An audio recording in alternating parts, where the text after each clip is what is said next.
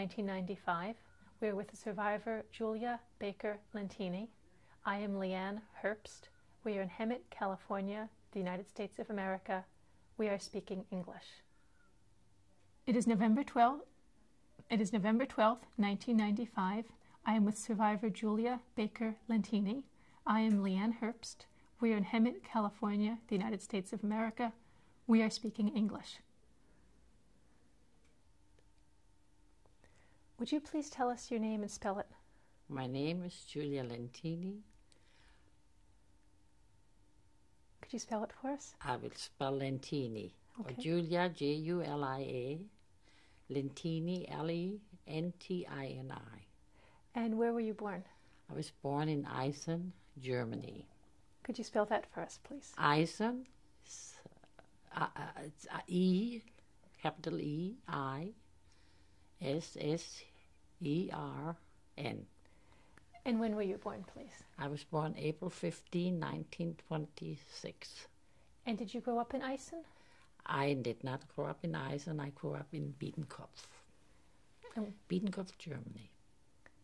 I lived there with my family. I was born for the summertime, and we were out there with wagons. And I was born out there in the hospital somewhere in Eisen. I am a gypsy. My family was gypsy. We traveled around in the summertime over in Germany as we were children, my whole family. And my mother had this year in Eisen, next year in Modersbach. Every 14, 15 months, my elder had 15 children, 8 boys and 7 girls. And I was born in Eisen, and somewhere in the hospital there. And tell me, you were born in the summertime. What was summertime like as a gypsy girl? As a gypsy girl, it was beautiful, the best time. In the morning, you get up with the birds. At night, you sleep with the stars and the moon. My father was a Handelsmann, as we called it in German. In Germany, he was Handelsmann. He's a basket weaver. He was a horse trader also. And that's what he used to do in the summertime. We leave there in April, May sometimes, all depends how the weather was, and we got back when the frost came. And he made all his money and his living in the summer out there. Then in the winter when we got home, of course he had horses, he continued his horse trading business there. We had a barn. My elder house right across the street was the barn, and there we had horses, pigs for our own being, for our own bedarf. And it was a wonderful life we had as children. But this was a life we loved. This is a life we knew. And of course we did go to school in the summer. I need to say this, that we did go to the schools in all different parts, wherever we were, what town, city, wherever. If it was for 3 days, if it was for 2 days, we went to school, we had a book, and it had to be signed by the principals in each particular town, and it just had to all harmonize together. We weren't missing any school, because that's the only way my parents could take us out of school.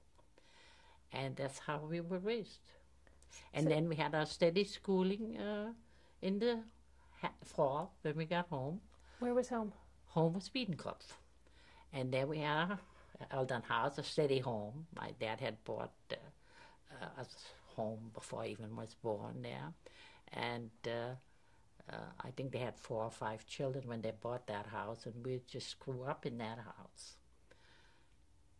When I left Germany, I went into the United States. That Elternhaus was there. My family's still in there. It's today still a little bigger house because one of my nephews bought the place. So going back to the gypsy life, it was a wonderful life. I mean, I can't say anything else about it. It's even alive. It's hard to explain. You really have to live that type of a life. A little artistic. My dad was in the weaving business, making baskets, fine stuff, furniture. And my mother had her children, and we were taking care of each other. But it was a good life. We had lots of love. That's one thing I have to say. Lots of children, maybe not too much with the clothes and the situation, but we had a lot. Ate all the time. What did you eat? Food. Plenty of food. All the German foods, the Kartoffelsalat and the potato soup and the vegetables, the Gemüse, the Zeug. And it was a good life. And I have benefit from that short life that I had with my family, my childhood. Tell me what a summertime day was like. Let's just pick a day in July. Day What in would it be July? like? It was hot and humid. It wasn't too good. The spring and the fall was nice, but that's hot. Germany, the humidity there is the worst thing. Well, in the morning we got up and we had to go to school. Did you take care of animals or anything first? Or? No, the boys had to do that. No, the boys had to do that. But we, as young girls, when we were young girls, we had each had our chores, of course. What were your chores? Taking care of the little ones, the next under me or the next above me.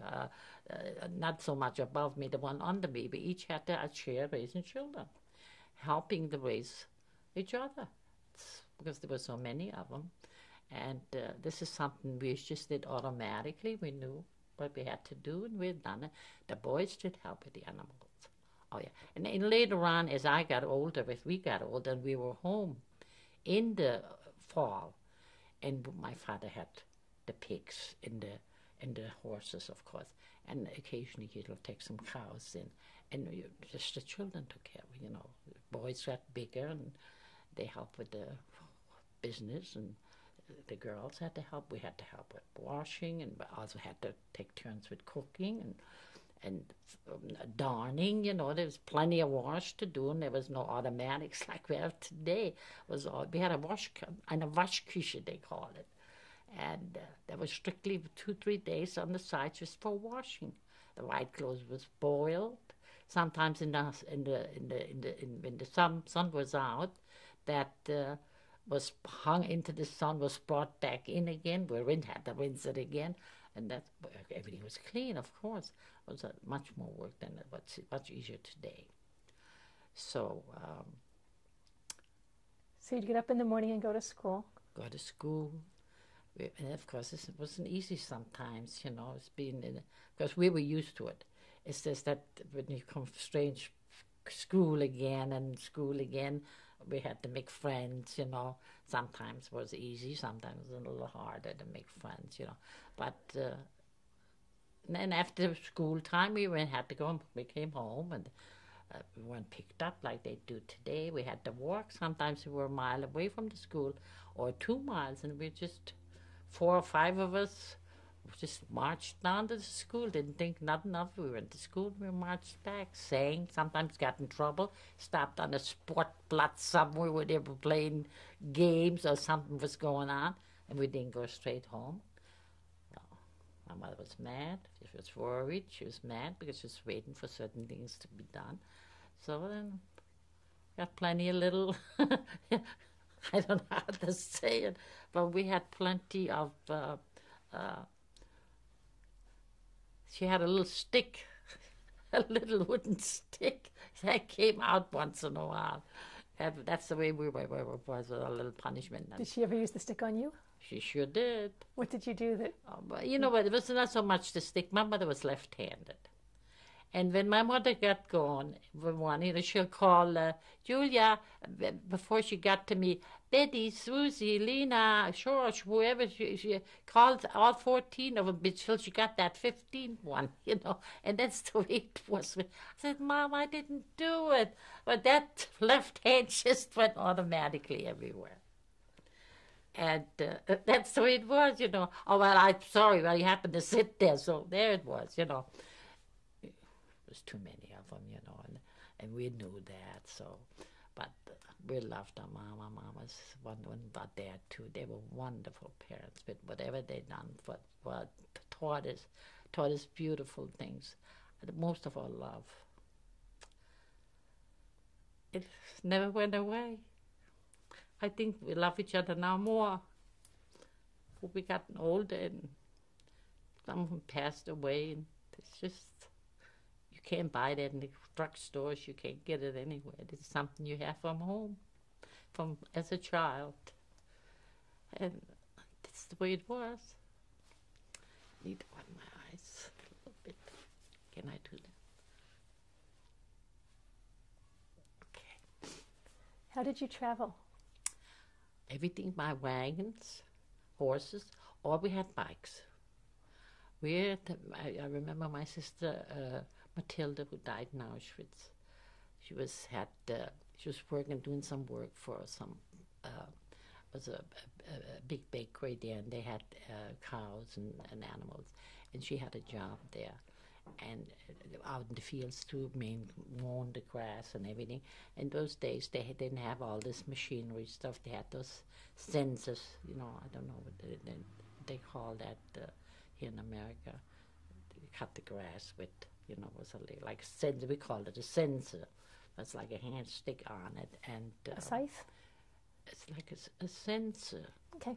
What they call it, and that sensor went in her leg, and she cut her ankle on that, so she had to be hospitalized, and it took her to Marburg, 33 kilometers from Biedenkopf, and we used to go visit her on the bikes, 33 kilometers gone and 33 kilometers. There was no problem at all those days. That's all we knew. There was no fancy buses and fancy this and that, but we done this. You say today 33 kilometers gone and 66 kilometers on a bike. You know what I mean? It was a daily routine, really, and. I don't know how I got to talk about that.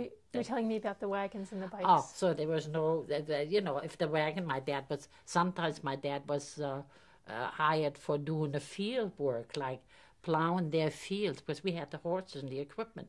So my dad did that kind of work also. And of course, the bigger girls or the boys was around, had to help. Drive the horses, or he loaded up the wagons, and 13, 12, or no matter what age you were, if you were capable of doing those things. And we wanted to do all this. This was something because we were always together. We took our lunches with us, Frühstück morgens and Frühstück mittags, Mittagessen, then we had it in the afternoon, Kaffee, and then again 6, 7 o'clock we had our Abendbrot. So we were all looking forward to these things, and it was nice. It's just, we don't have all those problems what my own children have today. I tell them those little things, it's just unbelievable. And we were happy with that. We loved it. We had a wonderful family. And you slept under the stars in the summertime? Under the stars. Sometimes we go to bed, in May, let's say May. May 1st, my dad sometimes left early. And that was, if we woke up in the morning, was a light blanket of snow, light snow out there. It only lasted for a day or so because it was already late in the season. But it happened to us a few times that we got up and went to sleep with the stars and woke up with the little white snow there on the thing. And life had to go on, and it went on. We just put the heavier jackets on and did our thing, whatever we had to do. How far would you travel in a given summer? We drove from, Germany. Everybody knows Germany, I'm pretty sure. From Grenze to Grenze. What was it, about 6 hours one way or 6 hours? Although those days with the wagons, we probably travel about 20, 30 kilometers sometimes, not always. That's a long thing with horses and wagons to travel. But my dad used to, especially in the summer when it was too warm for the horses. Then we left early in the morning or later at night. And we had the little Stalllampen, they called it, hanging on there for lights, you know what I mean? There was no street lights on those side streets like that. But sometimes we drove late at night or very early in the morning, about 4 o'clock. And you didn't have to worry about traffic. There was no cars going. Everybody was with the horses and the wagons, But the weather condition had a lot to do with the traveling plans, too. So he kind of knew we were 3 days or sometimes a week, sometimes 2 weeks on some of those parking spots where we parked. Sometimes only 3 days or 2 days. All depends how the business was. they make a living, of course, you know. And it sounds unbelievable, but it's a gorgeous life. Beautiful, happy, happy, happy life. If I had to do it all over again, I would do it. Even now, at my 70 years old, I would do it. What about the town life? Beautiful town. As you've seen some of the pictures I showed you this, it's a small town. That's not that small anymore now, but it was I think they were 900 or 1,200 Einwohners at that particular time. It's growing to be a big city now. But everybody knew everybody. The schools, you know, wonderful teachers, and everybody admired our lives. They always said, "Oh, I wish I could." And many times we did take some from the neighbors with us for the summer. They, you know, Mrs. Schmidt or Mrs. Johnson, whoever it was, came to my mother and say, "Oh yeah, but Ellie wants to go with you, so you got enough of your own." But always one of them came along. My mother had fed 14, she fed 15 or 18.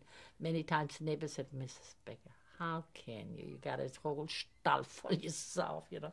But, you know, you cook for 12 or 15, you cook for 18. So we always had somebody eating there. And I'm the same way. You come in my house today, there's always enough food for a couple extra people. Did they ever take one of your best friends with you? Always. School friends where I have two of my girlfriends. We just had our 50th golden for confirmation. They go 50 years of golden confirmation, and we graduated from school. And there's three of them still where we used to house around with. And those three girls, those two and myself, we're still around. What are their names? Emma is one, and Ellie is the other one. Last names? Emma Kolve and Emma Ellie Greve. Wonderful. We were real little, actually troublemakers when we were little. We used to climb trees worse than the boys. And then, you know, the boys, he's kind of fighting with us, want to make this and that, but we always stuck together, the three of us. So, and we grew up, went to confirmation together, and the church together, and in the time we had in the winter time when we were home. So I think we were about, if you really count the months when we were out, from May till the first frost, and it was always in the beginning of October, we were home. And then from October on till May again was the school. Steady schooling, okay? And then in the summer, of course, but we did okay. So school was year-round in Germany? All year round. Oh, yeah. They get Weihnachten, Christmas, they get off a few days. And there's some kind of a summer vacation also. And then, of course, we didn't have to go to school. We looked forward to that, too. And we didn't have to go we were, you know, and we were out there somewhere. But we were looking for that, too. It was about 2 or 3 weeks, I think, we had off, you know what I mean, this from the school. But tell me, I'm curious, how do 15 children fit in one wagon? Yeah, I want you to know something. We had that wagon, like I showed you in one of the pictures, one of the wagons. Remember, that wagon was 6 to 7 feet long. It's almost like a circus wagon, if you really look at it, but it wasn't.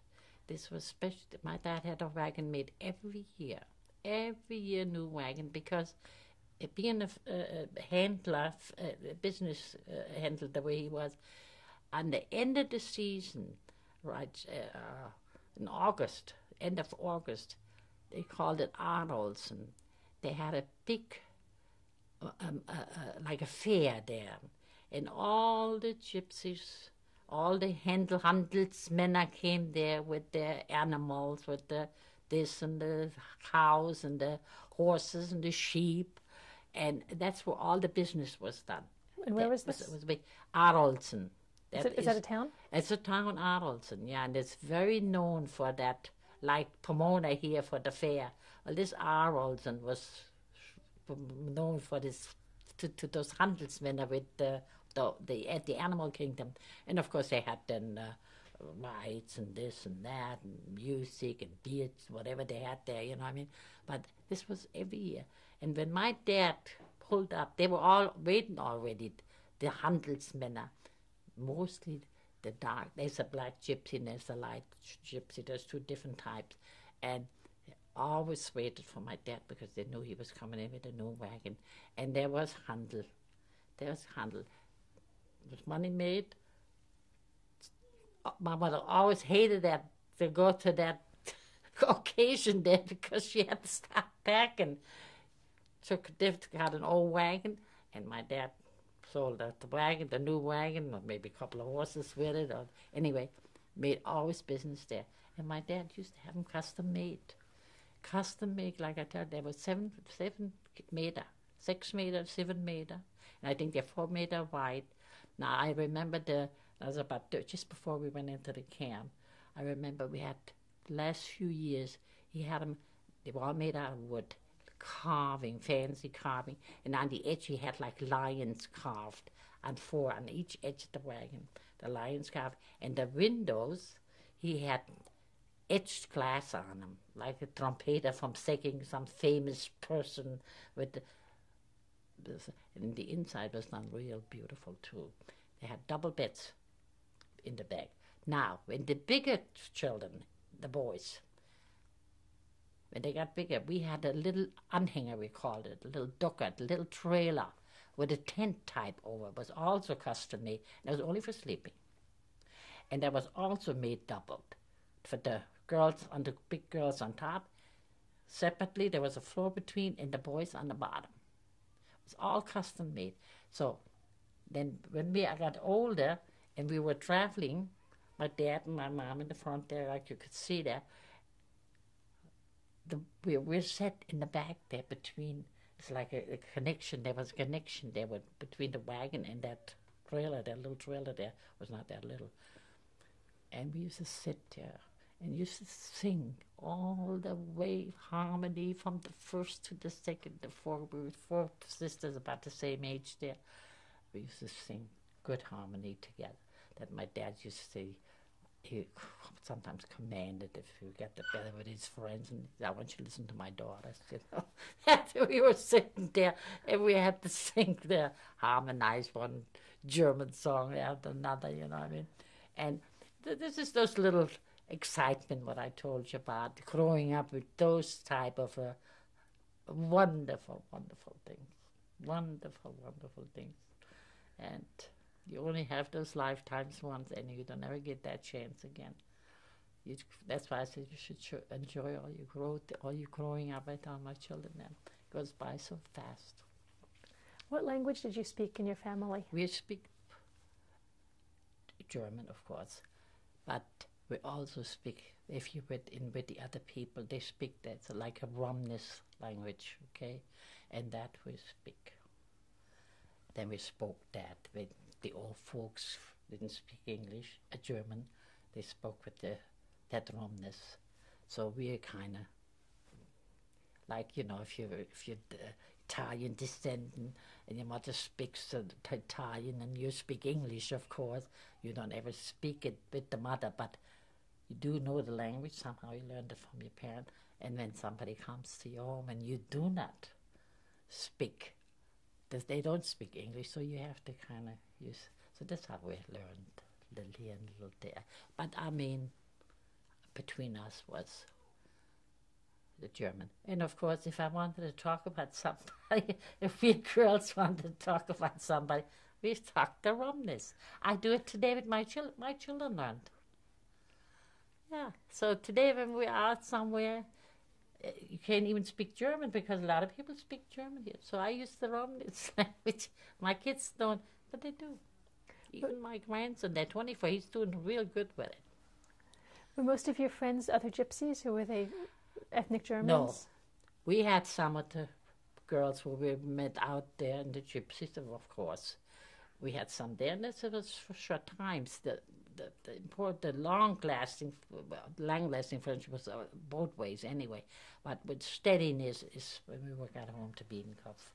And then, of course, there was 6 months where we were there and went to the school, we went to the plays, we went to just going for walks Sunday mornings.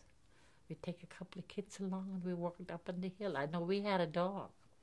We had a dog, his name was Chavo. My dad was my oldest brother's dog. My dad had bought it for him. And that dog was 17 years old, and he got blind. So, of course, the dog grew up with us. Most of us grew up with that dog. Some of them weren't even born yet, but halfway through, like myself, we were raised with that dog. So he was 17 years old, he was blind. And had to be put away. But Dad said, "You cannot do that anymore." So, of course, you could imagine what was going on. My oldest brother, Heinrich, got sick over it. He was 17, and of course, we all. But he hired a forester, and he shot him. And then we buried him out up on the hill on the wood, under a pine tree. And this was got to be known to all the children. There was Baker's dog, Charles, buried there. Everybody brought little flowers and little crosses, and that tree was all carved with different names.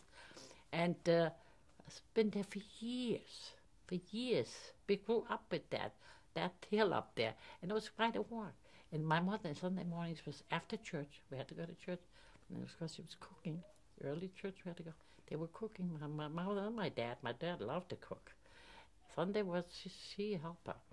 And she says, like Juliana, nimm mal deine Schwestern, they take the little ones there, 1 or 2 or 3, and take a nice little work-bring jar with some flowers up there just to get rid of us for a while.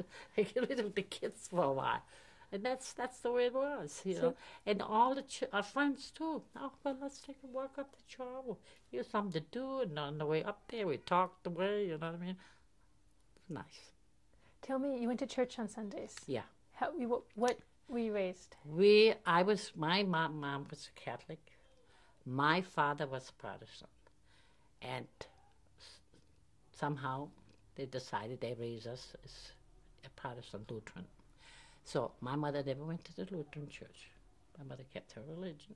She didn't go to Catholic church either, but she had her little statues. She did her little beliefs, but she did not go to church with us.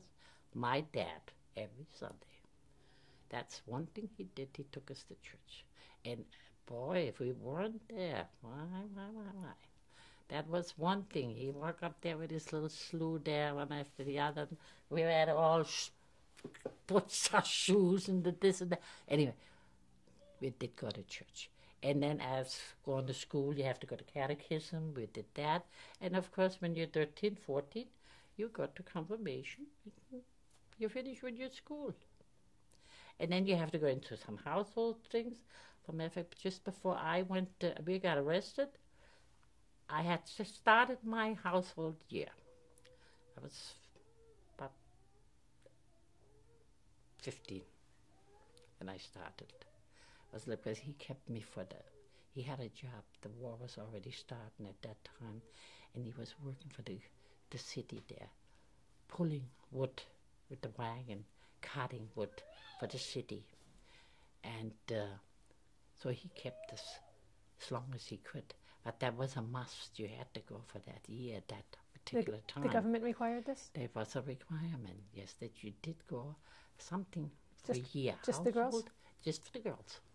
And of course, boys automatically went into like a learling. They went into, girls didn't go into much for the learning a trade at that time. There was getting a housewife and learning how to cook and how to clean, you know what I mean? That's the situation. So house was very important. I know my sister in this one particular household was a big gas station. They owned it was a husband, wife, older folks, and with German people. And they had around the gas station, had a big 13-room home there. They did a lot of entertaining. And my oldest sister, Matilda, who died in the camp, she worked there for a year. My sister, Lena, she worked there for a year. And it was my turn now to go. And first they told me all the nice things, what's going on there. Then I've noticed later on that old man, he looked like the old man in the mountains. I have a picture. He looked just like that. And she was pretty old herself. Okay. We need to stop here for the tape.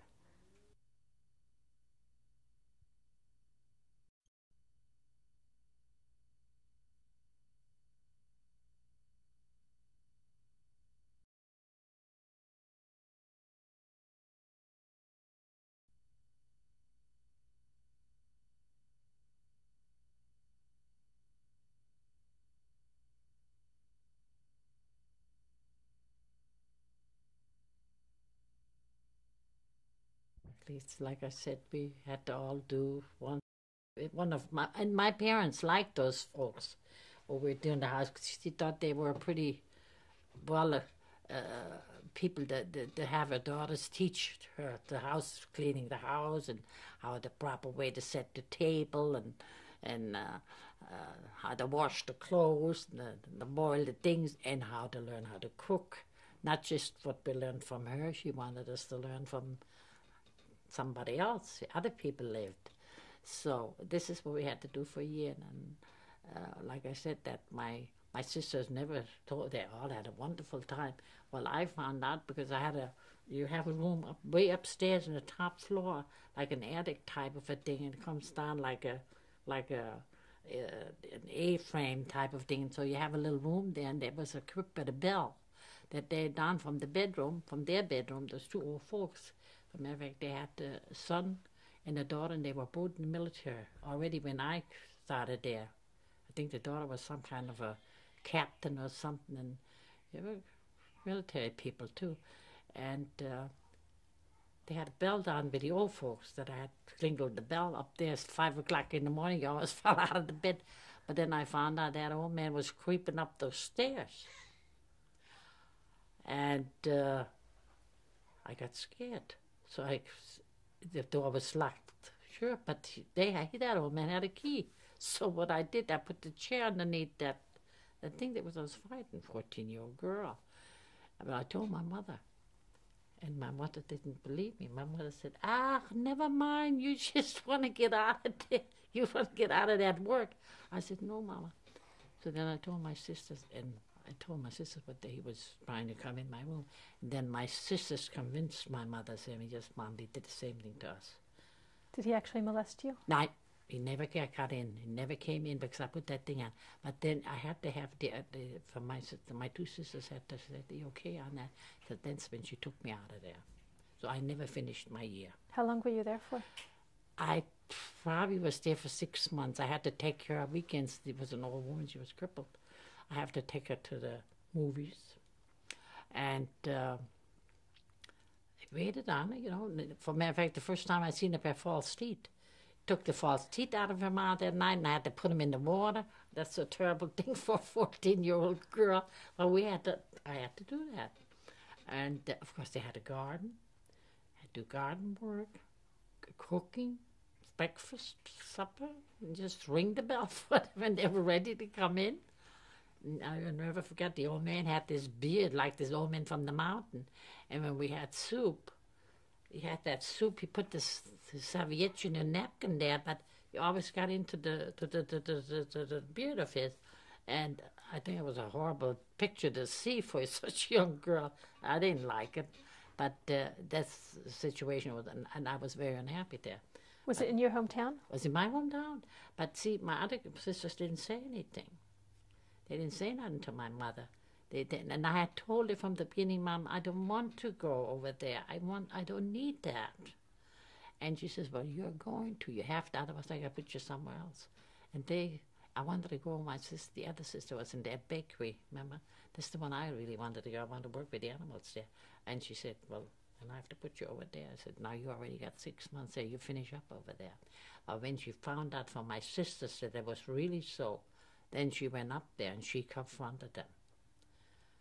He said, you know, you're scaring the young girls climbing up there. And I was telling Mom, I don't know how the heck that old man got up there. Must have been at least 69, 60, 3 4 down, fly high. He had a blue room, a green room, a yellow room, a smoke room. He had 13 rooms in that house.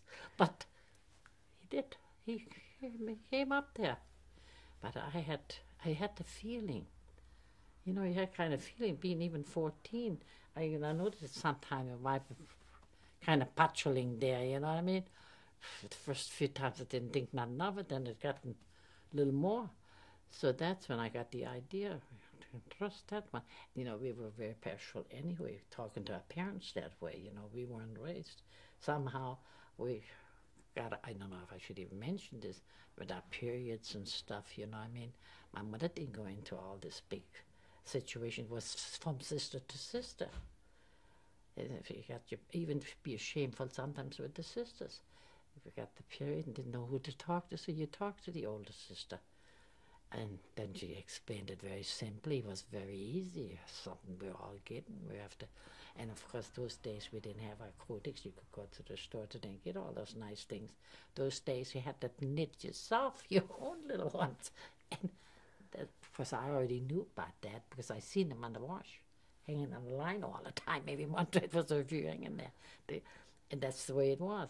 So here, you know, this just to say this, we were not to raise to you know, a little bit what do you call that, modesty, whatever it is. That's the way we were raised, you know. But of course, as we gotten older, then between the girls, and we learned all we had to learn.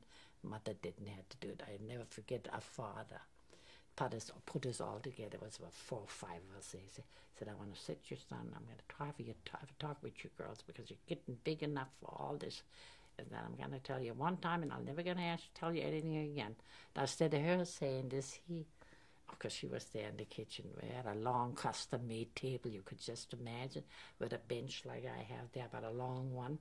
And then there was chairs in the front for the bigger kids, and he on one end, she on the other end. All the little ones in the back on the benches. So here we were all sitting and wonder what he was coming up with. So he was giving us a lesson about sex and the whole thing. And just about 14, 13 or something. He said, I'm going to tell it to you once and I'll never say it again.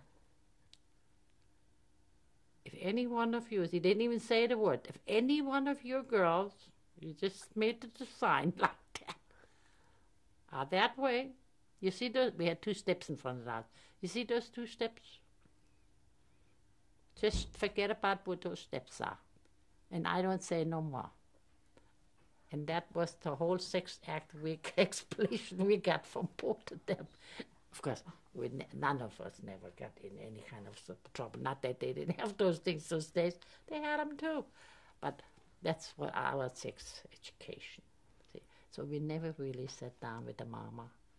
You know, and this was my mother was 16 when she got married. Where did she get her sex education from? She had to learn herself too, you know. And that's the way it was. I think it was wonderful, really. There was no mistakes made. There was nothing, all this, need the sex education now. There's more trouble today than God has got little liver pills. Yeah. Tell me, you were a young girl when the Nazis came to power in Germany, yes? Yes, I was a very young girl, 1938, 36, they started. Oh my gosh, was I 10, 11 years old when this all started. Were you aware of it? Did it change your life? Not at this time, no, not at that time, because they were starting with Hitlerjugend and BDM, those little clubs there you joined, and I wanted to be in that BDM too. You know, my girlfriends all were in there, had their cute little blue skirts with their little mustard-colored blouses with their little neck. They used to have little meetings, and I thought it'd be nice to get away from the housework a little bit, go with my girlfriend. My mother says, yeah, I give you BDM. You got plenty of it right here to do. So we were never allowed to join anything like that. Because your mom wouldn't let you? She wouldn't let us. For some reason, my father wouldn't either. So anyway, and there was no big situation. This is just all got started. And I will have to tell you, the war broke out. Even the 2 of my brothers my brother Louis, who was sent after that into the concentration camp, he was drafted in the service. They had drafted him in the service. And after they started, Jewish people, all the 100% Jewish people were already gone. I was arrested in 1940. We were arrested in 1943. So most of the Jewish people already were gone. Now he started to check the bloodlines. And that's how the category we got into. But when they found out about the bloodline, they sent my brother Louis home from the service. When did he go into the service? Do you remember? I think it was in 39 or in 40. So it sounds like you were treated as good Germans until they checked the bloodlines. Exactly. So tell me about checking the bloodlines. Exactly. What happened? What I remember, because like I say, I was 14, and we all had jobs. We had jobs because the war was there, you see. And there was no allowed. They didn't give us the permit to go traveling out with the wagons. So you had to always have the paper signed from the school and this that. So we didn't get none of this. So my dad had to be. We had to. That was finished now. Now we couldn't travel. No more traveling in the summertime. No more traveling in the summertime. From 39 on. From about 39, 40, early 40. That was the end. So we all had jobs. One of them was in the knitting mill. My sister Lena, who came home after like 3 weeks to die, she was in the knitting mill. My sister Beach was in the farm, working in the farm. I was working in was only a young girl, but I was already working in a little factory there. We were doing little some wooden items we were making there. I know my dad used to bring me little lunches. So yeah, so because we were so young, so we just grew in that, and like the rest of the war was getting going, and soldiers were getting drafted, and all this. We had no reason. As a matter of fact, we had no reason even to be had a fear because we didn't know anything. Till this one particular morning in March, and it was March 8th. Of what year? 1943. Early in the morning, one of my sisters, my sister Lena, already left for the mill. She was on the bike. She had about 6 kilometers to go. And my other sister already left, my sister Matilda. Somebody knocked on the door, and it was the Bürgermeister from Biedenkopf. They knocked. Well, knew my dad. Tell me what a Bürgermeister is. It's a Bürgermeister is the mayor. Okay, so he knocked on the door. He knocked on the door, and my mother, the first one up, it was early, 5:30. And he said, Mrs. Becker, is your husband up? And she said, no. He says, but I could get him. Is something wrong? He said, well, why don't you go get your husband up? Because the kids, little ones, smaller ones, were all still in bed. And so when he came out in the kitchen, let him in the kitchen, and he said, they were Perdu, Louis, they called him by first name, they knew each other. He said, I got, there's some authorities out here, that your house, they've surrounded your house, we got some orders. They have to bring your family in. They want to take you to Frankfurt. There's something, he said, don't get upset. There's something about the family tree. They're checking your family tree. And it's probably be gone for about 3 or 4 days. So he said, oh God, my kids aren't all here. My daughter is all, he said, oh, we already picked her up. She's on the way back here. So there, and when my dad, he said, well, what about the animals? He said, it's all taken care of. So he said, just pack a little something for 3 days. He said to my mother, for the kids, whatever you need. And he said, that's all you really need. So honestly, as honestly can be,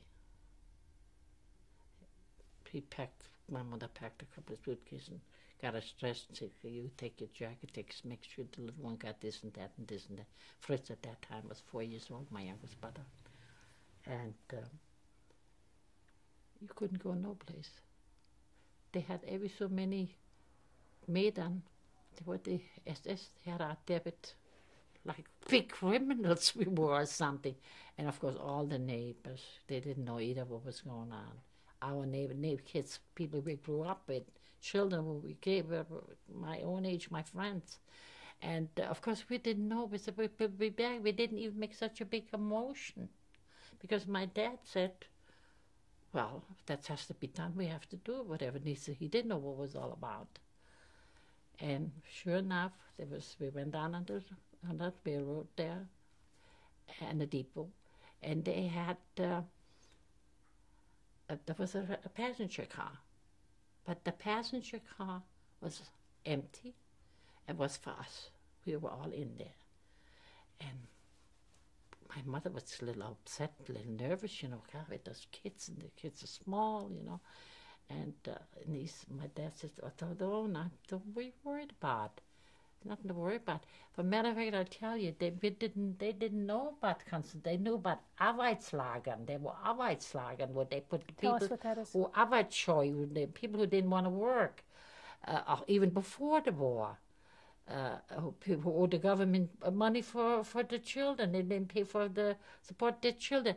They called them Arbeitsscheu, and they made them go for 6 months or a year in those work camps. So, and that's all we knew about. But Auschwitz, that was not on the map. It was there, but they didn't publicize this, you see. So that's how little backwoods my parents were. The Nazi soldiers that were they from out of town, or did you know They them? were all they're not from this little Biedenkopf. They came from some military thing, you know, if you, later on in life we thought about it, of course, you know. No, Biedenkopf was just a little sleepy town, you know what I mean? America was never bombed. No big factories of any kind, just all homemade little stuff, you know. So it was not bombed at all. So anyway, when we got to Frankfurt, with that single wagon. How long a ride was it? Frankfurt is 110 kilometers from my hometown. So as we moved there, we got changed around a little bit with that wagon till we got to Frankfurt. And it was late in the afternoon. So one of the Nazis came on the door and said, well, pack all your little things. We're going to get out here, and we have to stop here. Tomorrow morning you'll be able to talk to someone. My dad said, well, what's going on? Why can't I talk to somebody here? You know, I mean, but what's going on here? So he said, well, that's all I have to say. We have to get out. We have to bring you over there. There's somewhere, it was like some thing they had where they collected all some of the prisoners, some of the Jewish people, Gypsy people. They got them together till that big. We didn't know it at that time, but that's what it was. So of course we had to get out and walked into this big hall, and there was like stalls in there, and it was full with people.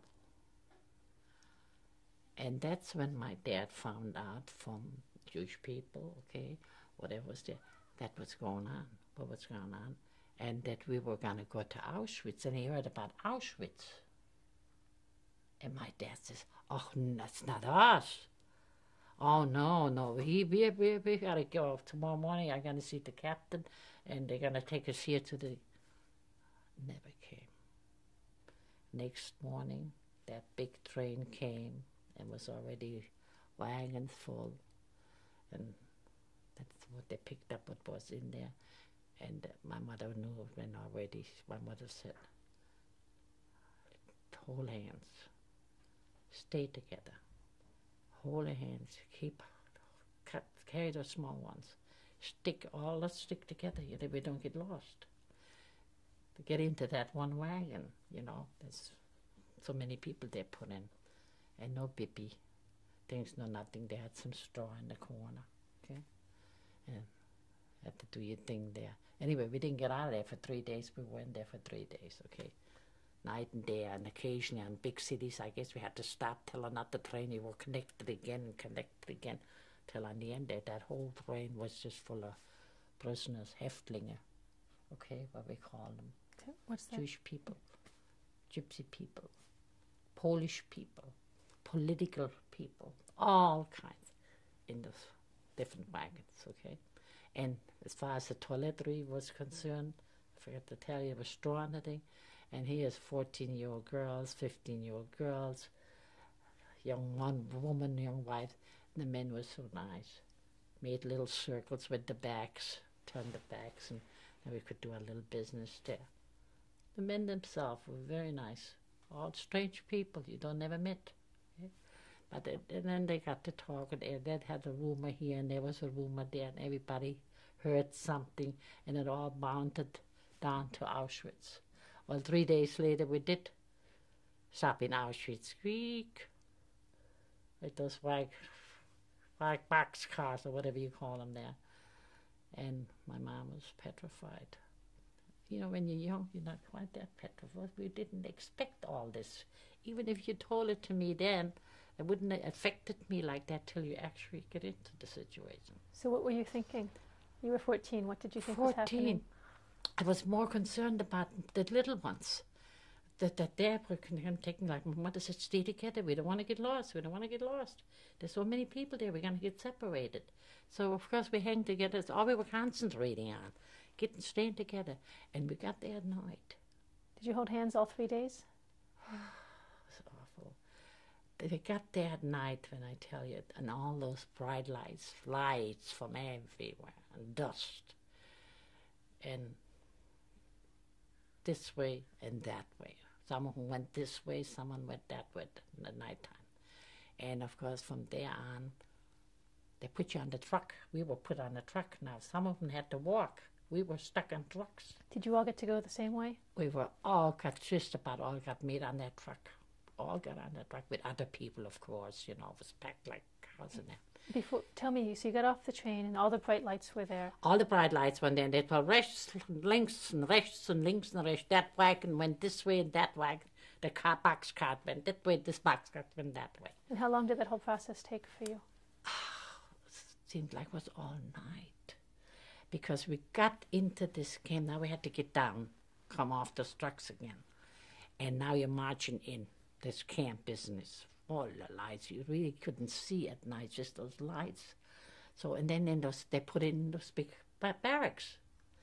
It was 800, 1,000 people in there. And you just had to stick around there. They had a big, that was built out of bricks. It's like they used to heat that. They used to heat, it's supposed to be for heating situation. But it was well enough you could sit on it.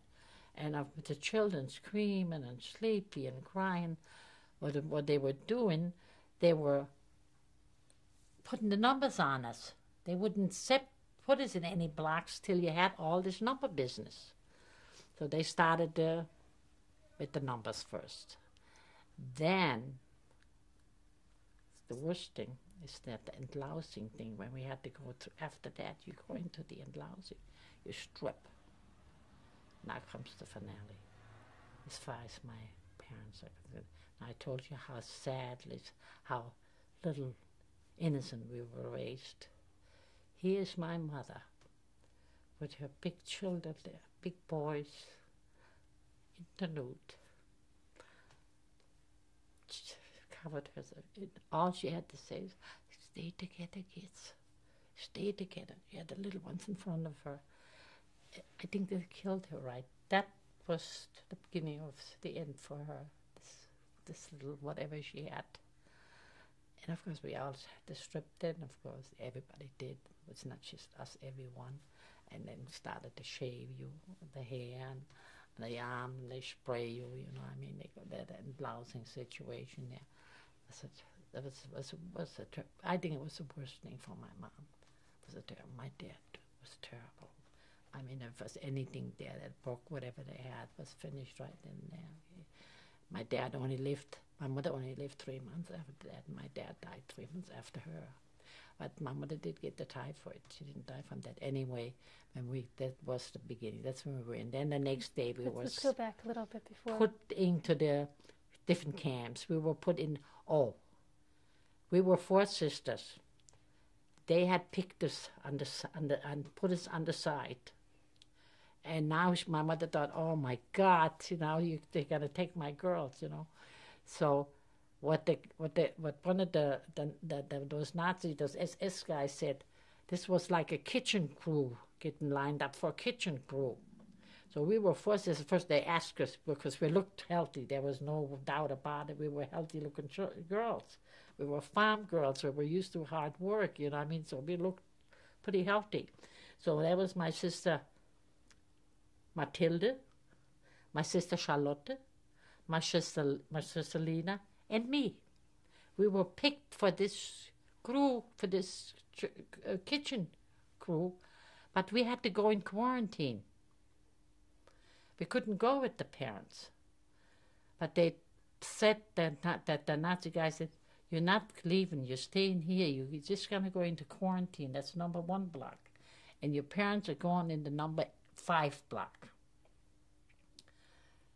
So that's all we could do. We had to take their word for it. And it was so. They did put us in a quarantine block. What about the little children? They went with the mama. She had all her kids with her.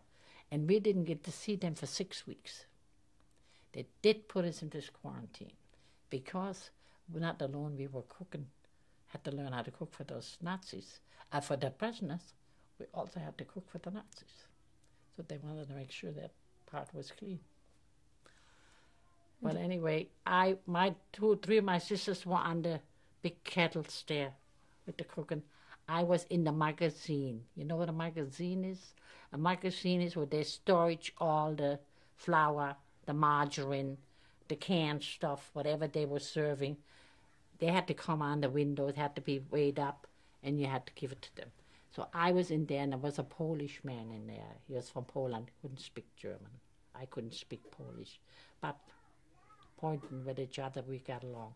So I was in with the Polish guy in the magazine. That's when I was working for him. And it was about 6 weeks before the quarantine was called off. And we were on 1 week, on the weekend, was on a Sunday. We were allowed, not all of us, they took some of the girls could go, and the next week the other girls could go. So I, with my other sister, we could go visit our parents on the block there. They were in Block 5. And already at 6 weeks later, I seen my dad. My dad was a big man, like Fritz I showed you. That's how my dad, you could see it on the pictures there. My dad was a big man. And already he was, and then I looked at my mother, and she was sitting there. We had 2 booths because we had too many children. Can't have just one, we had to have 2. See, and of course, 2 with all those people, that's the way it was, see. But okay, we got used to the situation after you lived on those boards. Those boards was beautiful later. It's something you adapt to, you know. So your whole family, except for the 4 girls, the family stayed together? Yeah. Wow. Was that unusual? No, this was not unusual. They needed help. They got new people came in. They needed help for the kitchen, because even kitchen help, get sick, get typhoid, out you go. But was it unusual for the families to stay together? No, a lot of people got separated. I would think we got separated afterwards. But at that time was good. We were pretty nice. Anyway, I came to see my father. My mother and I point. She said, "Don't worry about him. He's too big anyway. He could lose a few pounds." I said, "God, Mommy, don't look good, you know." Mother saw all that way. Don't want to get the kids upset, and don't worry, everything's gonna be okay. It's gonna be fine. And he said, "You just make sure." She said, "Do your work there and don't do anything to hurt anybody, you know." And I went back home. Then I went back to the kitchen, and I sat there at that magazine. I just cried and cried and cried. Now that Polish man came to me, and he said to me, in a broken German, probably a few words there, he said, "Why are you crying?" I said, "Well," I told him what happened, but I said, "My bed." Wow. He said, "You're lucky. You're lucky." He said, "You're working." I was working there in the kitchen, had my sisters. He said, "You could be out there working on the thing." I said, "Well, what's the difference? If I work here or work there, it's the same thing." He said, "Well," he said, "sometimes it's rough out there, much rougher out there than in here." Well, I didn't know that, okay? But in the meantime, I did get the typhoid. My other sister got sick. So we wound up in sick blocks. You know about typhoid? I'm sure you heard about typhoid. It's a terrible thing. Terrible, terrible thing. They get those high fevers. I know I had the toothache, and I went over to the block, to that block leader. And that block leader kind of took my dad, because my dad helped him dispense food there. So he had like a little job in there. And he said to my father, he said,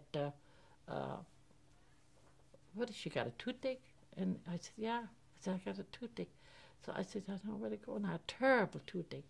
And he said, "Well," he said, "why don't you wait and I'll see what I could do." So he came over with another, I was sitting there waiting for him to come. He came in another black leader from 8, Black Leader 8. And they said, come with us, come with us. And they took me up in some near sick block there, and they were in there, was a Polish guy, was a prisoner, but he used to be a dentist. So they set me down, I don't know what they were doing. They set me on the thing and hold me down there. But how terrible, I didn't get what they did. Well, this man pulled, I lost my first tooth there, pulled my eye tooth, with one root, And he took that tooth out and he showed it to me. There was a little sack hanging on the bottom. He said, "Are you lucky?" He said, "If that little sack would have went, there was pus in that thing. That would have killed me right then and there." Stop here.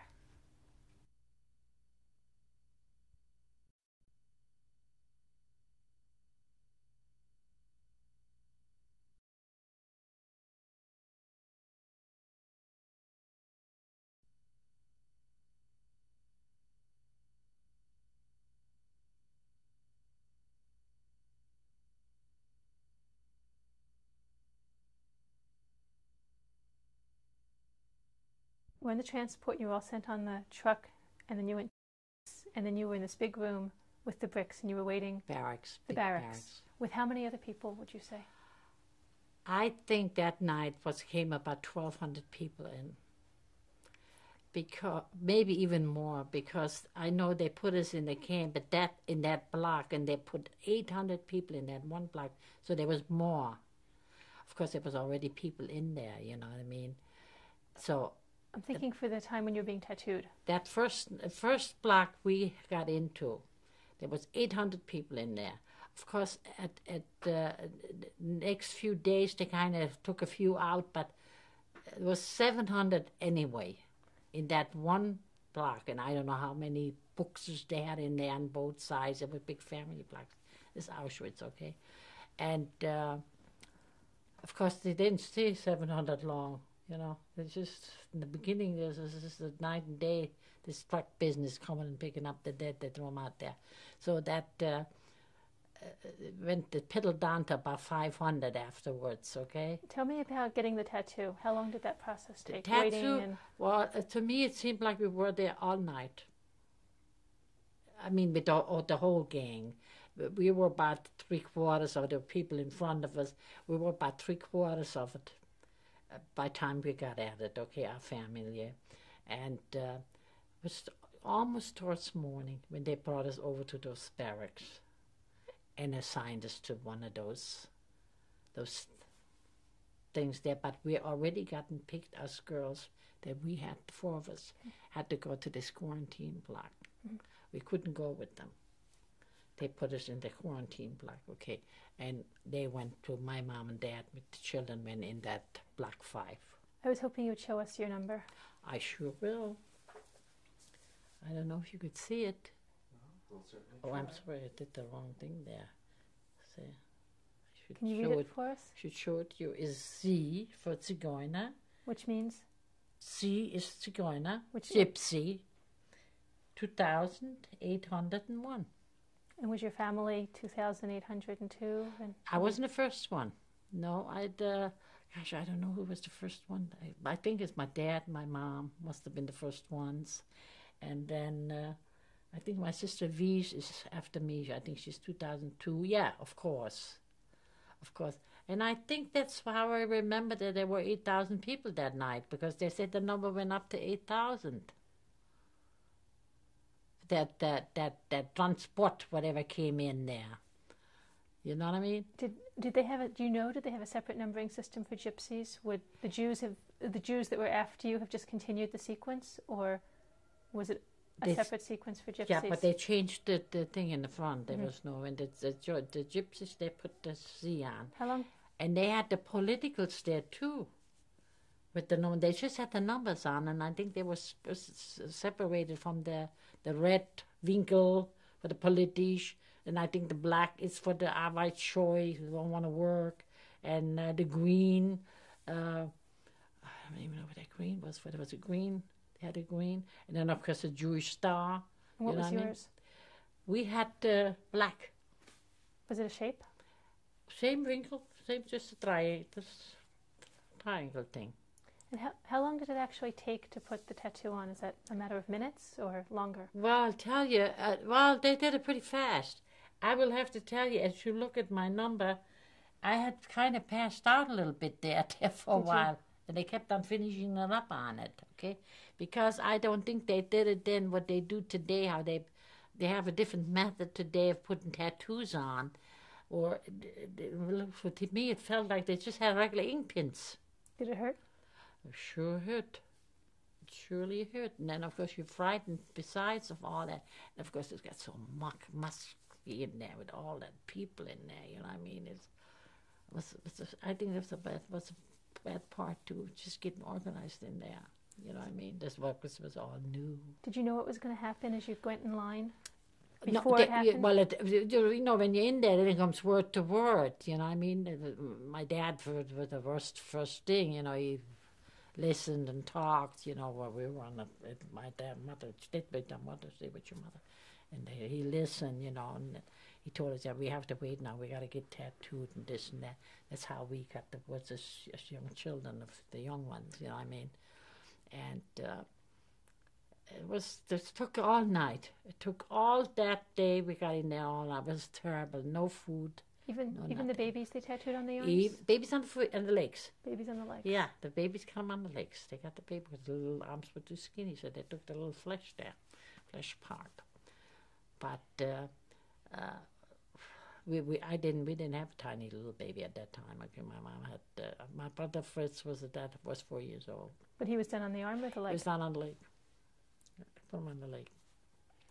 A little skinny guy. He turned out to be a little chubitch. He'd be a big guy, yeah. And sick as so mentally sick, real sick. You know what I mean? Didn't have no mama. He didn't have a dad. And really, if you talk to him about it, he don't remember that much, even because being so little, you know. So that's why I think there's a wonderful thing with this testimony thing, that people don't forget this, and I think everybody should pay attention to this and take it serious, and because it would be a horrible thing if the human race would allow this again. Now. So tell me, so then you went through quarantine. Went to the quarantine. I was out of the quarantine, and I told you I went to see my dad. My dad didn't look good. I was awfully upset over that. And my mother said not to worry, you know, mothers do that. They don't want you, whatever, this can't change it anyway. So she didn't say that, but, you know, she said, don't worry, your dad could lose a few pounds anyway. And I went back to this kitchen guy, and I just was so sick for the nest, just crying away there. And after a week or so, I went there for that toothache. I had to go, was off again. That was my day off again. I went up there again, visit them, and I got this toothache, and I told you I lost my tooth. And it's this black leader took me back, and he told me I could lay on, had a room there where they had their thing, and I could lay there. They had like a cot there. I could lay there and till this was gone, my pain was gone, okay? So I was getting fever. I had like a fever. And I thought it was from that thing I had, the fever. Well, I fell asleep there a little bit. Then my mom came with this black leader, and I remember he said, we have to we got to take her in the sick bag.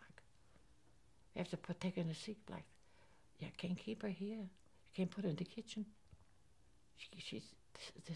They knew, because they've experienced people.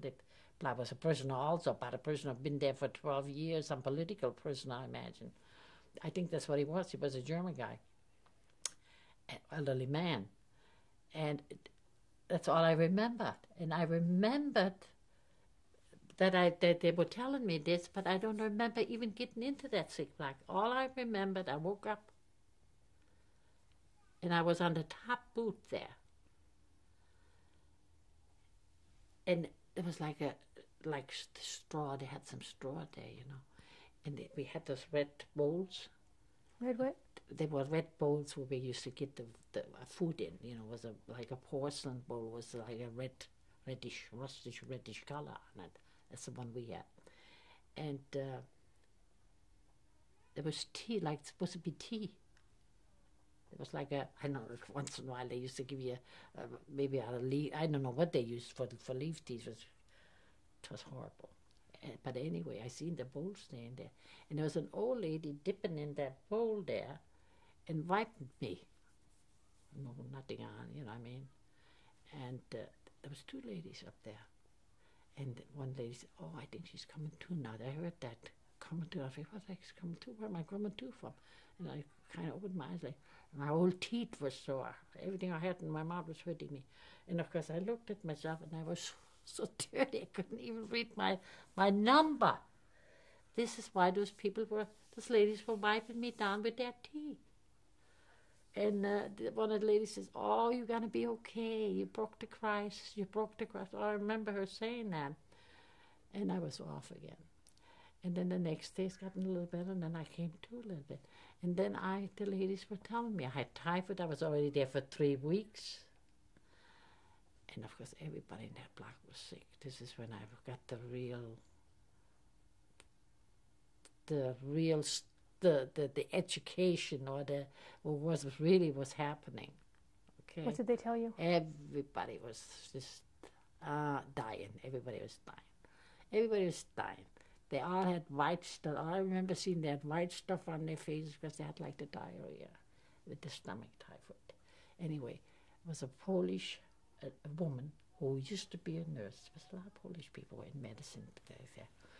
And she told me, says, you're going to be okay. You broke the crisis. Now you have to start eating. Eat whatever you get, eat it, or drink the tea if it's good. Get that. Because my legs were like this, I think I was 86 pounds. And I got out of that. I broke all that, and I did that. And then so it was the other prisoners that took care of you? Only prisoners. Offset. There was no real doctors. They had the doctors who were medicated out there, but they didn't have much to work. They had no medicines. So they used the old-fashioned, I don't know what that white stuff was. They made it's like a chalk. That's what the diarrhea. And the moan and then the groan and in the back in this bathroom. It's long open things like chicken, like with a big hole. It's like a board, and everybody's mother, father, and everybody goes on that, both sides, you know what I mean? And you adapt to those things. It's not that you like it or you don't like it, but you do have to go to the bathroom. You do have to do those things. You cannot do without it, no matter where it is. If it's in the middle of you have to do it. But on the other side on this thing, the visual, what I wish visual there, I seen glass jars, big glass jars, and I couldn't believe it. I seen was a couple of hats, was a couple of feet, like in alcohol, bundles of that. They throw them right there in the bag. I'm sure you heard that plenty of times. Right on the piles up there. It was in the bag in the block now. Okay. Back of what? In the back of the camp of the block. Of the sick bay, or what? This is when you got back. Sick bay. And there was nobody allowed in there either. Nobody. You don't know if your family all died out there, or you're strictly on your own. And it's not easy coming out of it. So weak yourself, and coming out of this. And you get a little selfish for survival purposes for some reason. Because if you concentrate on all that, you're never going to come out of it. There was a young girl, she was under me. They threw her down. That's when I remember that white face. Was a young girl, because we didn't have any hair. And that girl was still moving. And they already picked her and threw her in the back there. They already took her down. So you get strong. You don't get weak from that stuff. You need to get strong. Otherwise you don't survive. Okay? So, anyway, when I seen those hats in the back, I couldn't imagine. Why would they do that? Now, it was another week or so, I got released. They check you out. If you could march out of there straight, you could get out of there, and they put you back in your block because they could put you back to work. They did not put me back in my kitchen. I lost that job. See, in that kitchen, if nothing else, I could eat for myself. Did you have to sneak food, or was it just there? No, sneak, but there it was. Okay, that I could. Okay, that's the only thing you could do. Hard work, everything. It's the only thing you could do. So does everybody else worked hard and didn't get the sneak the food. Okay, well, anyway, I got out of there, and of course my mother was already on her way. My mother was sick too. very sick. Was she in the sick block? Not yet. It's very sick. Anyway, and she was happy to see me again, and I said, oh, Mom, I said, try and get out of this yourself. I said, there's so much misery in there. You want me? I said, Mom, you got to get up. You got to. And I told my sisters, let's help her. Let's do it. We walked her down in the middle of the block. We did this, we did that, just trying to get her a little exercise, you know what I mean? Now, in the meantime, there was a room, a room where you in that block, where you cut the bread. I told you that guy had that capo there, whatever they call him. They had taken my dad. My dad helped them cut the bread. He helped them give out the portions. So there was like a little work room. It was not what the capo himself was his room. It was like a little work spot. It was across from his room, right in the beginning of the barrack. And there was like a little bench in there where you could lay down if you wanted. There was wood, it was made out of wood, okay? But you could lay down as one. Well, when my mom was she's not quite gone, this capo said to my dad, the only thing I could do, you could lay it there in the daytime, but she has to stand up when they come and count.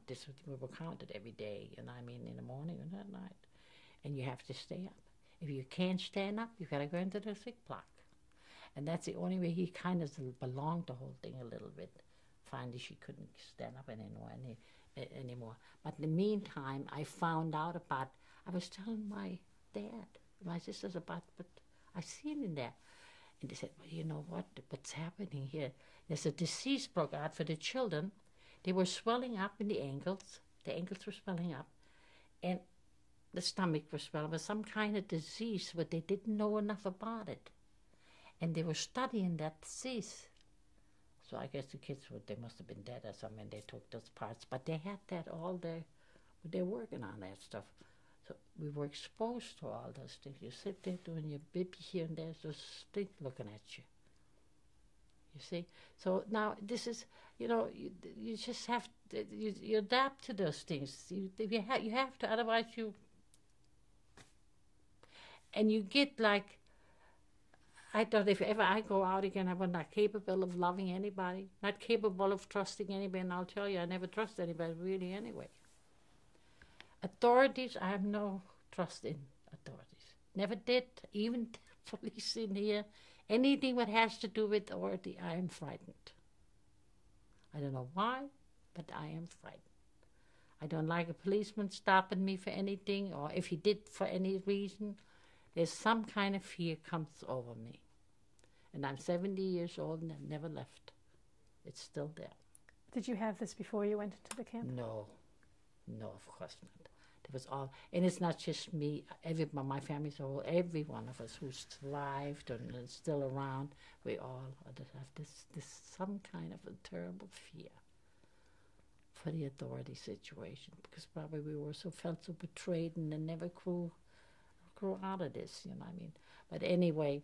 Tell me about the barracks you stayed in. Were you with your sisters? The four sisters, yeah. Then, of course, then my sister, Matilda, got sick. And my sister, Miss Matilda, never came out of that sick block. And you couldn't visit her? No, could never get out of the sick block. We worked around up there a little bit, and we had a little whistle my dad taught us when we were children, if we were lost or something. If you heard that whistle, that was for us. And there was a family whistle. Nobody can you else. do it now? Yeah, I sure can. I don't know if I still can do it. I'll try.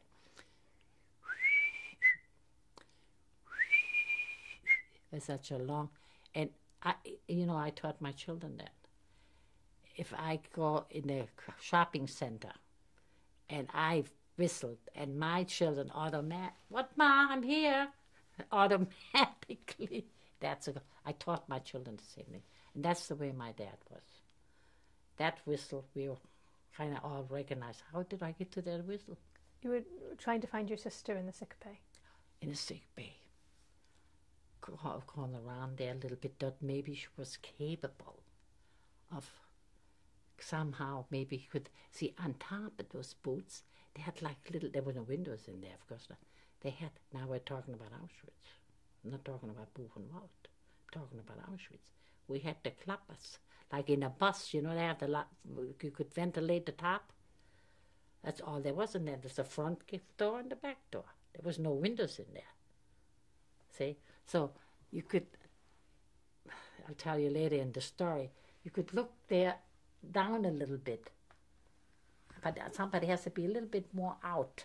So I thought maybe if she was up there, because I know I was in there, so I know how it worked. I figured if she's anywhere up there, if she's not on the bottom, she'll could hear it. And we kept on whistling. Never heard it. So that capo went and checked on her. It was Christmas, just before Christmas. And they told him she was on her way, that there was nothing they could do. For a matter of fact, my sister smoked. She was 21 years old those days. And he somehow gave her a cigarette or something through this doctor, this Polish guy. You know, those couples kind of worked together a little bit. And the couple told him she really enjoyed that. So my sister died. We never got to see her anymore. Died. 1943? Christmas 1943? That was, yeah, the first, right after Christmas. See, the first thing, my mother was only there 3 months, as you see on the death certificate. My dad, see, in the meantime, I was getting sick. And my dad also got sick. See, this was the typhoid. This is so catchy, you know what I mean? Everybody's mother had it. For matter of fact, I had it again.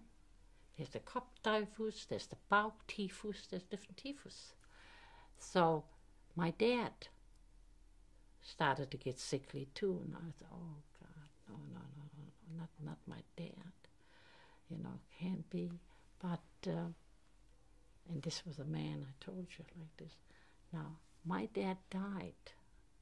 I forgot to tell you, the second time I was in there, the second time with typhoid, my dad got sick when I was in there. My dad helped me. He says, you better get in there. He can't take you. No, you can't stand up in line. You got to go. He's going to be, because those coppers had to stand straight for that situation. They were responsible for all of that stuff. So he said, he can't not keep you anymore because you can't. He said, go into the sick block. You made it the last time. You're maybe going to do it again. You have to go. So they had to, I don't know how I got there, because you go out and they get such a high fever. You go out and you don't know what's happened to you. But when I came to that second time, it took me a little longer to get out of there. It took me a little longer. But when I came out, somehow they knew that I was coming out there. And there they were, a little sad. And I said, what were you all so sad about? What's the matter? The papa just died.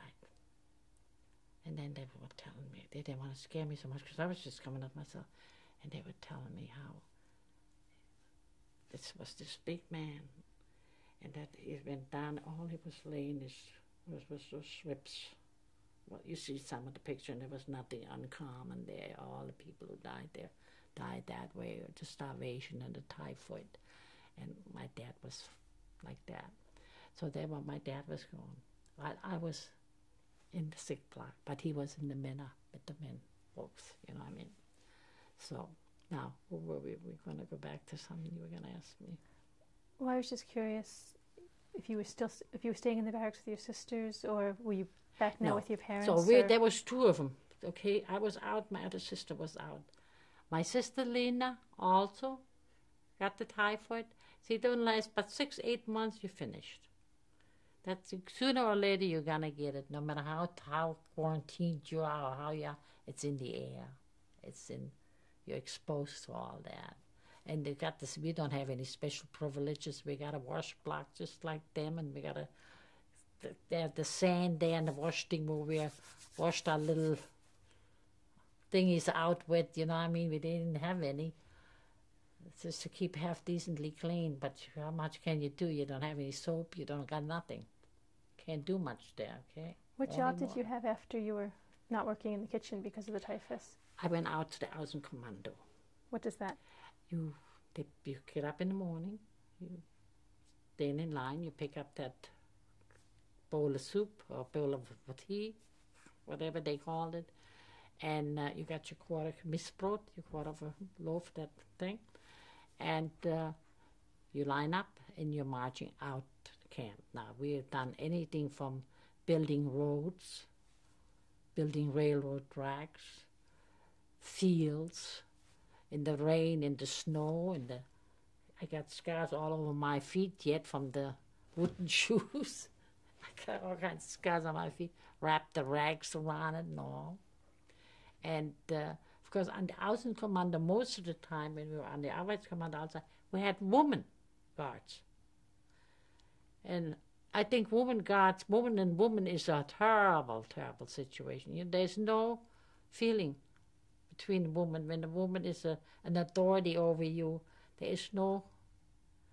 So sometimes if you had a men guard, they were strict, but not quite as brutal as a woman. It's unbelievable this could be, but that's the way it is. What were some of the things they did that was so terrible?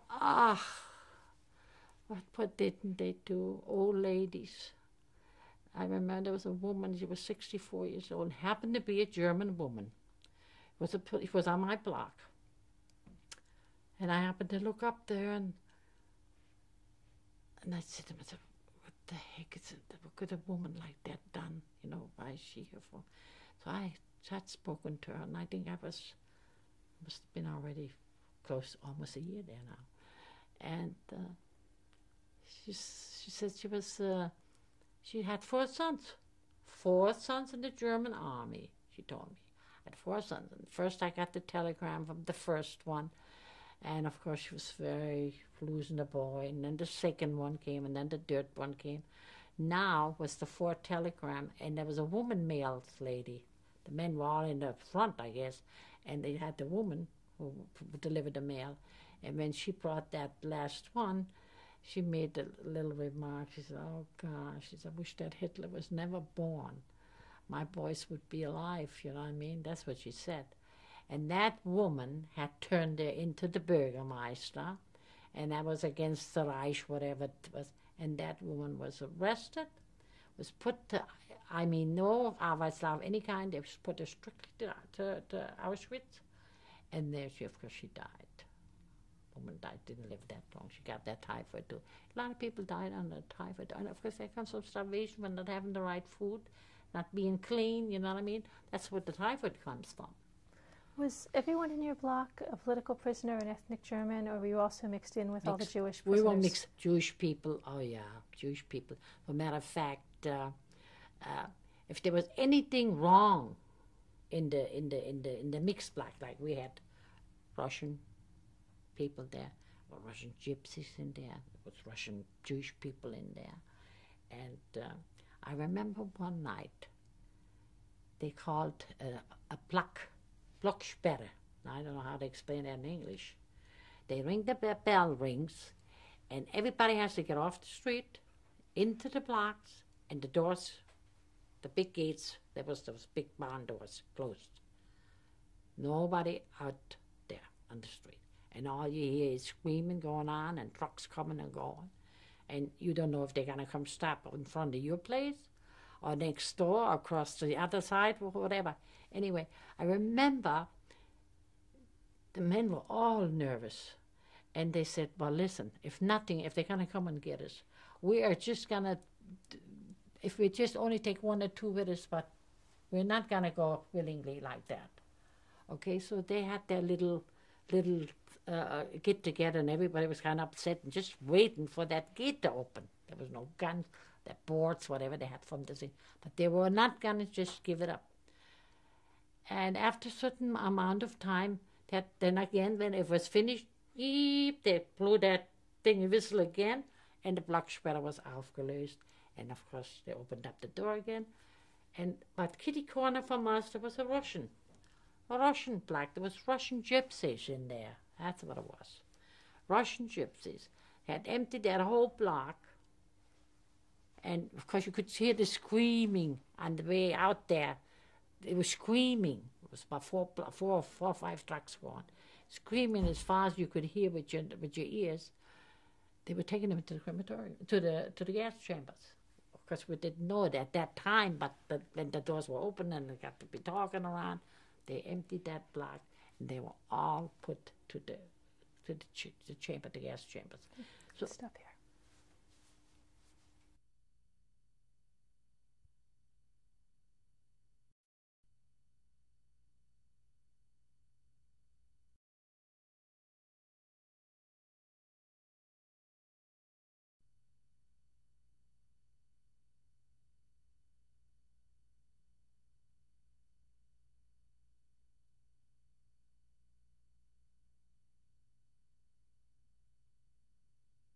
Victoria?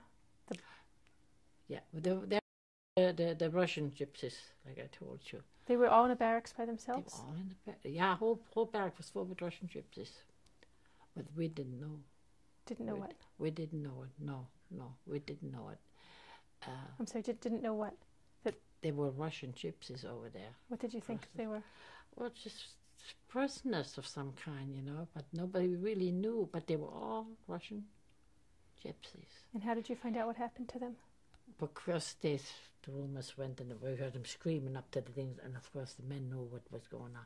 And there was somewhere it comes out, the rumors go around that they emptied that block last night, and now on the other side from us, they were separated, but different camps were separated with wires, just electric wire.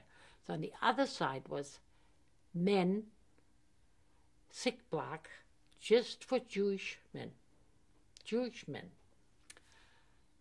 Now they had, again, a week or so later, they had called that appel, $2 appel, Boxsperre. Had to go all in again, and again you hear those trucks going. Now, as I told you, that's how I was going to tell you about those clappers on the top, and those little windows where you peek out there. And young girls were trying to, you couldn't look out the front, you can't look out in the back. So we looked out to the thing, and over the wire, you could see it on the other side. You could look a little over there. You see the trucks with all the lighting. You see those trucks, and you see them filling up the trucks with the fellas coming out with the little, like you see them in some of those pictures here, you see coming out, bones sticking out, and this and that.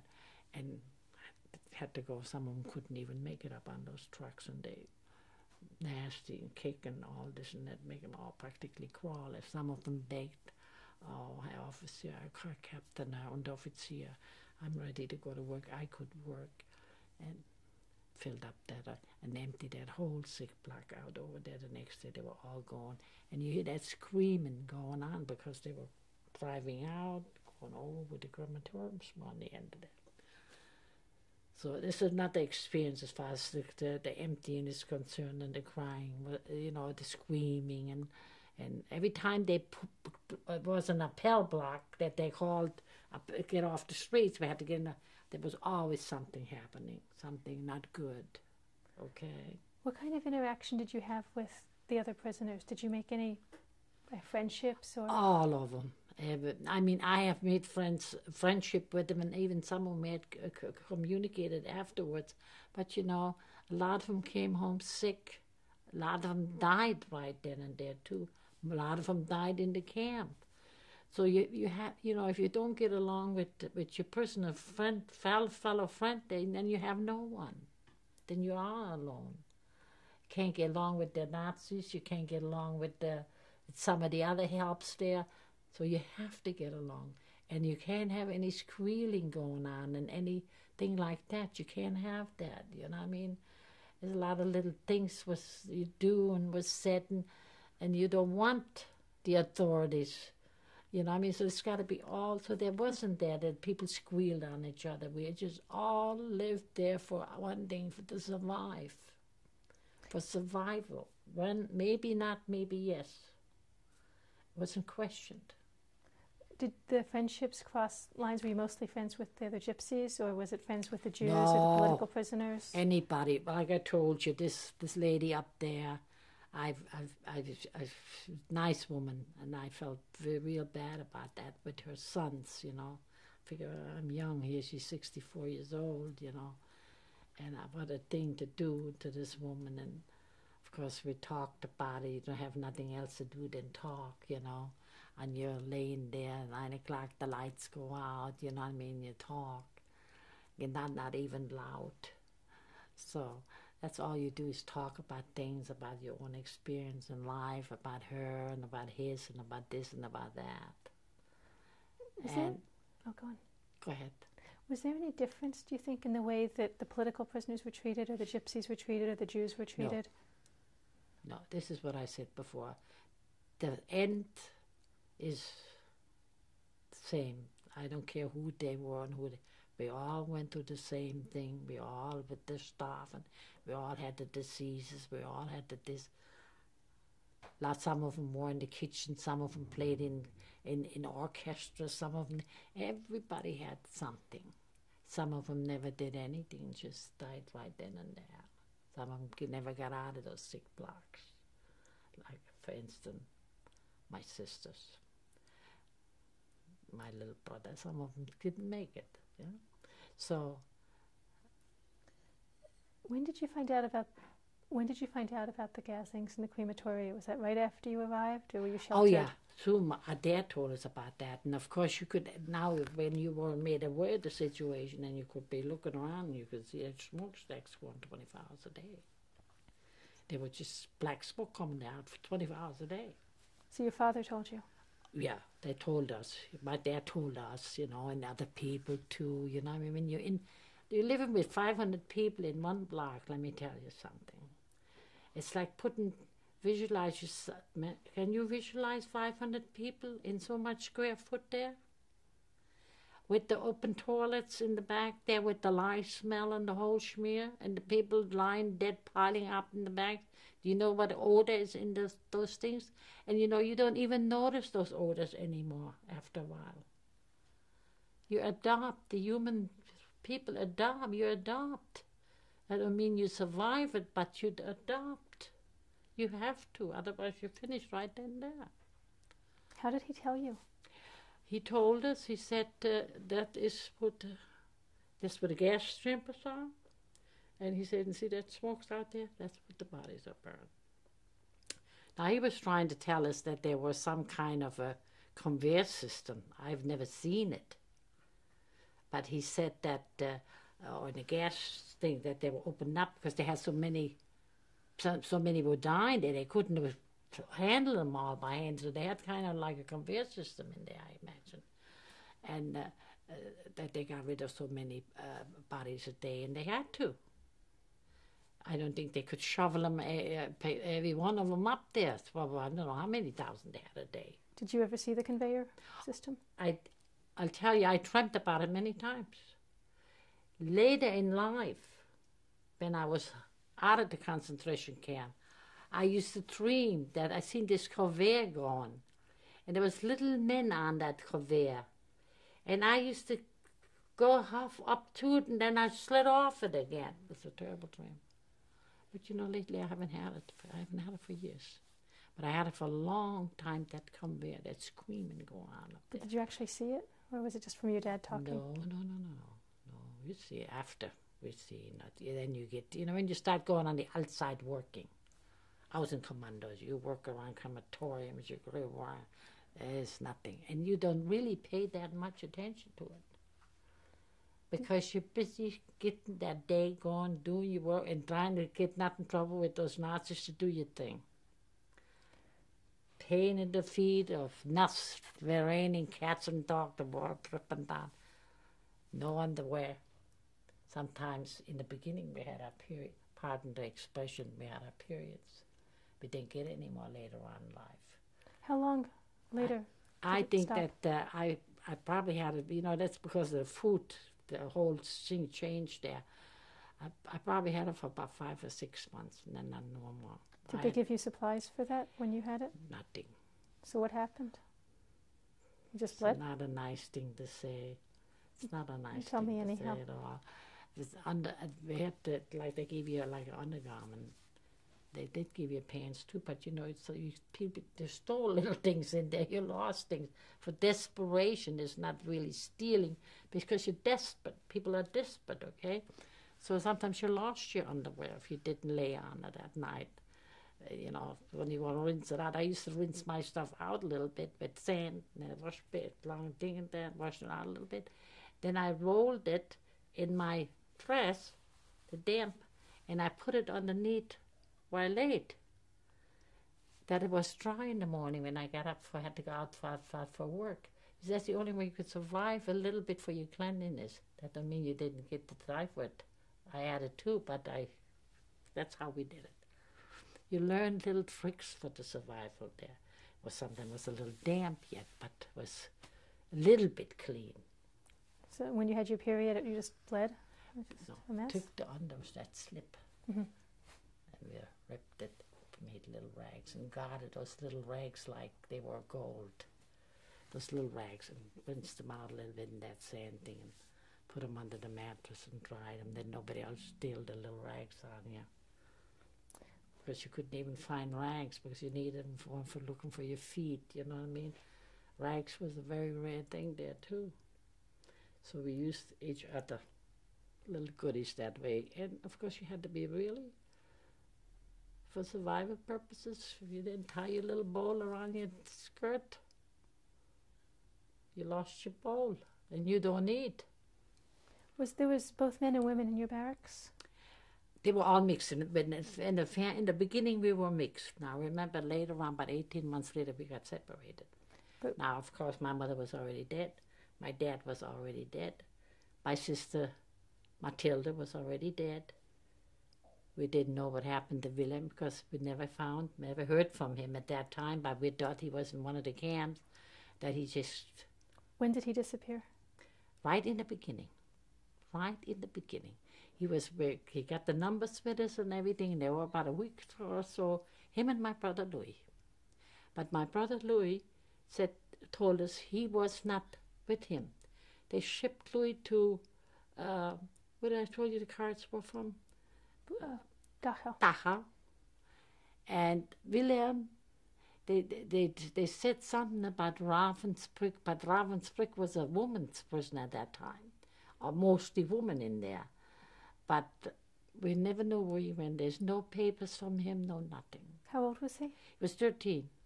And how old was the brother that went to Dachau? My brother Louis? Yeah. My brother Louis, at that time, he was in the service. That's the one, was in the service. He was 23, because my sister Matilda was about 21. He was about 23.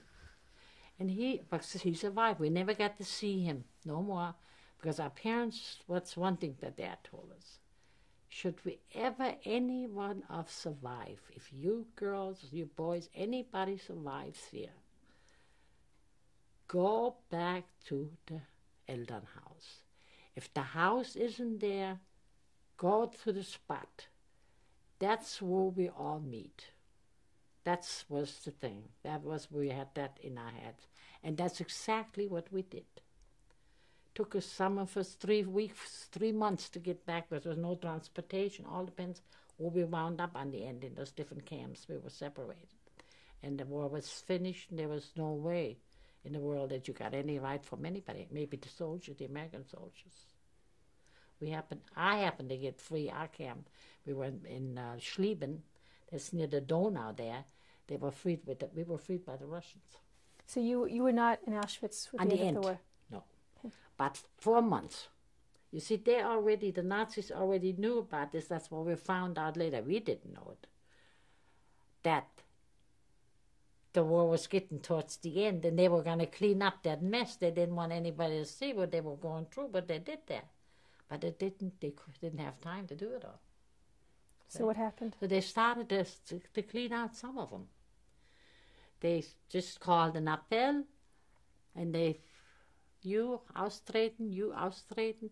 Now, they don't tell you where you're going. You austreten is what? Go out? Come on out from the line. You stay out. Come on out. House. Doesn't mean austreten the toilet. Austreten from the line, okay?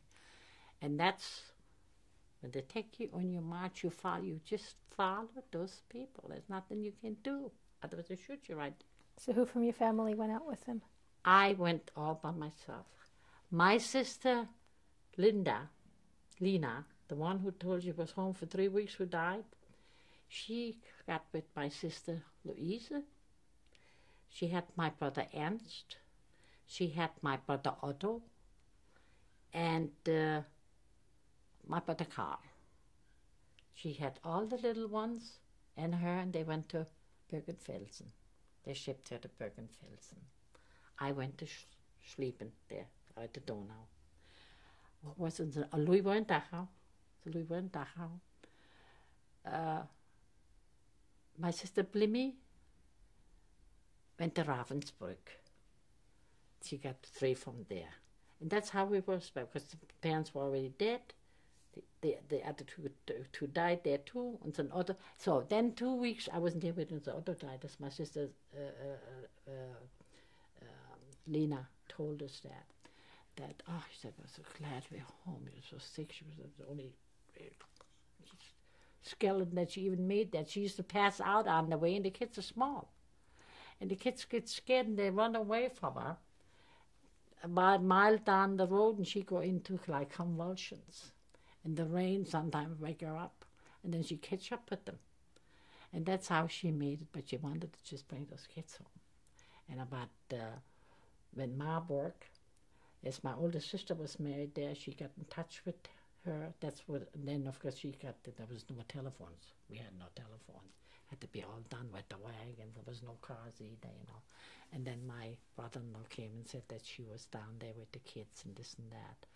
And she kept her down there for a while, and then they brought her, and she was, my sister, that one was dead, died. It was there.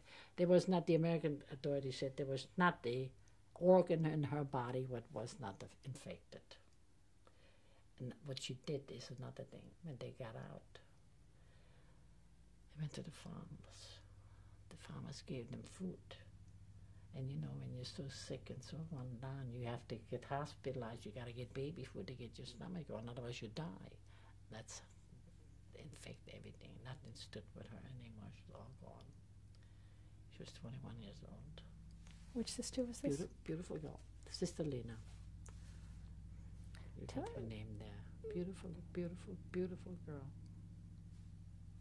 And she said, "I'm glad I'm home." She laid up in the bed with my parents' Alden house, you know. She said, "I'm so happy." And it was a little sunshine. She was real happy. And she wanted apples and stuff, and we didn't want to give her anything, you know. But the doctors would give it to her. It's not going to save her from nothing. You know? So that's what we did. She's eating her apple, and we're all standing around crying. It's a sadness. I don't know if my voice goes on that thing, it kind of goes out a little bit, but I can't help it. So it was a terrible thing. Now, you were leaving Auschwitz and going to the second camp. Did you march there? Did they take you on a truck? No, we were back in the what do you call those wagons? The truck, train. No, cattle car. The cattle cars again. Yeah, and we didn't know where we were going. We didn't know where we were going at all. And we were there overnight. I say we were about 1 day and 1 night on the train from Auschwitz to Schlieffen. That's next to the Elbe down there somewhere. What did you talk about on the train? Where are we going? What's going to happen to us? Where are they going to put us? But we also knew that as the rumors went through the years, there was not a better, the worst camp is where we were. And wherever we were going to go is supposed to be a little better than what it was. When was this? What month and year? Do you remember? I know I was in Schlieffen for about 4 months. And we got freed in 1945 in May. So this was maybe January? It's good 4 months. Let it be 5 months. I know. Let it be 4 or 5 months. It was not long because it was really coming towards the end. And there was an underground munition factory. And you wouldn't believe it. Lining up again, the troop just came in. Commander walked through. You out, you out, you out. I was picked again for the kitchen. I couldn't believe it. Here I was again. And I was... But I looked a little better, I guess, than the rest of them. Here were peeling potatoes. Were you happy? Well, I didn't have to go to a munition factory. I figured it would be better for me. Now, get going there again. I'm working in the kitchen, peeling potatoes, and the Nazis eating out there. And if you got, you know, when you eat, if you don't like it, put it back in the blade, chew a little bit. But, you know, all that stuff was vitamin stuff, was better than what they were cooking there. So what we did, we took all that garbage. The first place we ate ourselves first. Now, you're in the block there with hundreds of girls, and they're working in that munition factory because they're all yellow in the eyes and they're, okay? How can you throw that on the, put the pigs where they were giving it to the feeding the swine with that pigs. So what we used to do, we used to take bundles, and we used to take it in our slips and tie it. All mixed up, whatever it was, doesn't matter. And those girls were just waiting for us to come. We got marched in the morning out. There was about 20 of us marched out, and in the evening marched in again. To go to the Always kitchen? on the guard, yeah. So if they ever found you with that little thing, you would have been in trouble. That's how you get strong. In one way, you do get strong, but you can't do it. Okay, it's like God coming to a little garbage there. Okay, well, that's the way it is. Was it all women in this camp? That was in Schliepen now, that other camp where I was, and now it was they had already all old guys, old men in there. There were 60-some years old guys.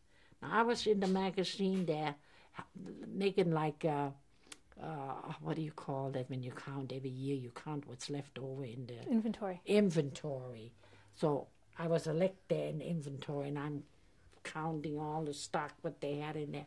It was an old man, old German SS man. And just to have a little conversation, he didn't look so mean, you know. And I said, well, how are the things going out there? I said, you know, he was from the big city, and all. He says, no, my wife is dead. We were bombed. So he was a little talkative, the man. And second day, I had a little confidence. I said, gosh, maybe I should take one of those meat. It was like dog food in the cans, you know. I figured I was going to take one of those and bring it to the girls in the block. But I didn't touch nothing till the end, just before we got out. And remember, we got those striped things on, and we had like a quart, like a cuttle type of a thing, because we always had our bowls on this, you know, and a spoon. So you had that little support there. But what I did is I took a can and I stuck it under my arm. Even here you couldn't see it, you know, but I kept it over here. And of course you got to march one of those, and those are girls. These are bad girls. And they walk you up to you have to walk the stairs to go in your barracks, and they watch you almost going down the hall all the way. So I figured, oh God, I'm doing good now. Okay. And I was just going to go open my door to get into that thing there, and halt. So I said, I turned around, I figured, what the hell, can't be that. Must have seen something there. Nummer 2101, halt. They called the number out. It was just a little thing, devil in itself. And walked right up to me and put her hand right in there. I couldn't believe it. She's right in there. Well, she says, where did that come from? I said, well, I had to tell her I worked in the magazine for the last couple of days, and I wanted to bring it to the girls in the block. So she wrote down what I said, put my number, and told me uptreden. I could go in the room. So I figured, oh boy. So all the girls, you know, that's Kameradschaft, they say, fantastic and anything. There were some French ladies in there, elderly women. They said, now don't you dare change your mind. Just tell them that you're not finished. You're not going to let you get away with that. You're going to come back. You wait and see. But if you don't change your mind, don't lie, just tell them the truth. Because what else are you going to tell them? Well, not too long, she was right. The commander with that little thing there called me out. I had to come out, march with him. He asked me about what I got this night. I told him the same thing. Wow. Are you sure? Are you sure that officer, that soldier? He thought that old soldier gave that to me. See, they didn't even trust each other anymore. You see, it was already going towards the end. And I said, no, sir. I said, I did that on my own. I said, I certainly would tell you that. I said, if that would help my situation, I would tell you it would be easy for me to say, but it is not so. Well, I had to march with them out in the big main office out in front. All, with soldiers like box barn, then it's soldiers, when they should lay in the hand grenades and boxes and all that stuff, and office tables, whatever there. Well, he said, you want to tell it, change your mind, isn't that? And I said, no. And he's the guy who had given me that job when I first came, picked me for that job. I wasn't too worried about nothing. I didn't know what they figured. They could only kill me. But if they don't kill me, I got to go out to that munition factory. That's why I was worried. Because I figured that's the end now. Our job's gone. So I went with them. And I said, no, officer, Herr Kommandant, ich habe dasselbe, ich habe nichts anderes zu sagen. Ich would like to say it any different. But the old man did not. That man, that officer did not. He had nothing to do with it. He don't know anything about it. Well, he said, well, we will see. So he gave some kind of order to the Unteroffizier there, and some military talk, you know what I mean. And before you know it, that Unteroffizier told me to step on that. There's a double hand grenade box there. It was like milk boxes, the old-fashioned wooden boxes, and they had their hand grenades, and there's two of them. So I had to step on that and put my hands in the back. And it was somehow, they hooked me on that with the cord, and I'm staying on the box. I said, what the heck is they going to do it to me now? So stupid. They're going to explode me here. They won't do that because they can explode themselves. So right after that, I took one box off. So now I'm hanging there a little bit, but I'm still touching a little bit. Now they took off the other box.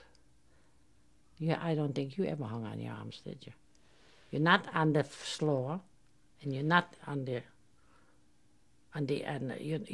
hanging. You're not really, but you're not under either. So I don't know how long I hung there. Quite a while. Oh, Hours? Terrible.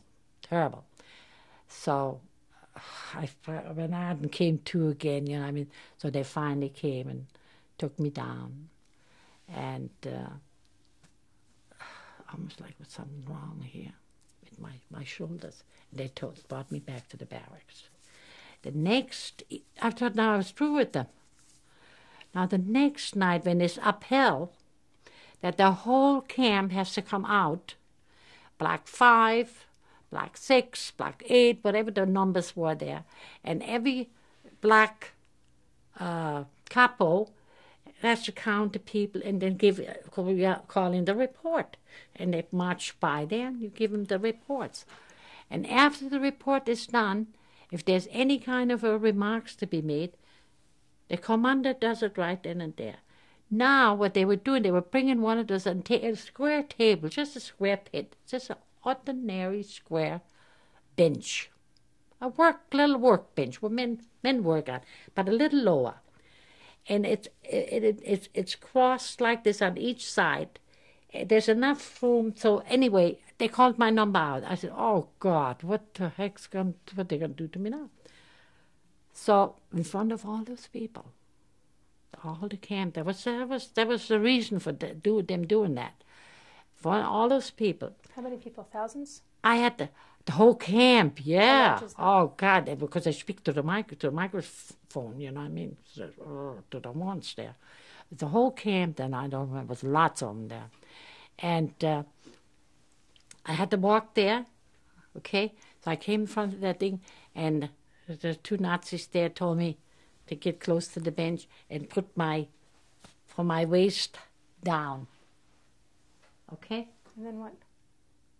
And then he said, put your feet into this. Now remember, there's a board there. Your feet into this, and you're bending over, and they take your hand and you tight. Now you ain't going nowhere. I think what they gonna do to me.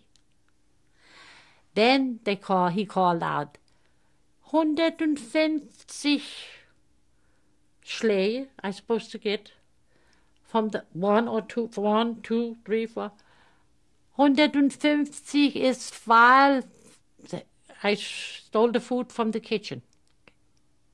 And a salt sign that don't anybody ever get the idea that you could do this. So I think I got about, I got the whole year to prove this. They told me maybe about 25 or 30. Don't forget, they had that. They whipped you? Yes, they had that short one. I had one. I wish I kept it. But I was afraid of that thing. And they had, it was a real, that SS thing was with leather wrapped. And in that, I don't know if your husband ever seen anything like that, it's a round, there was a lead thing in there. Well, I never paid any attention to it till this happened. That's what I was. So they were doing 1, 2, and they're doing it fast because 150 is quite a bit. So I think they said 25 and I passed out. I don't know, I didn't count anymore. And 75 they had to stop because the blood was splashing through the dress there. Let's stop here.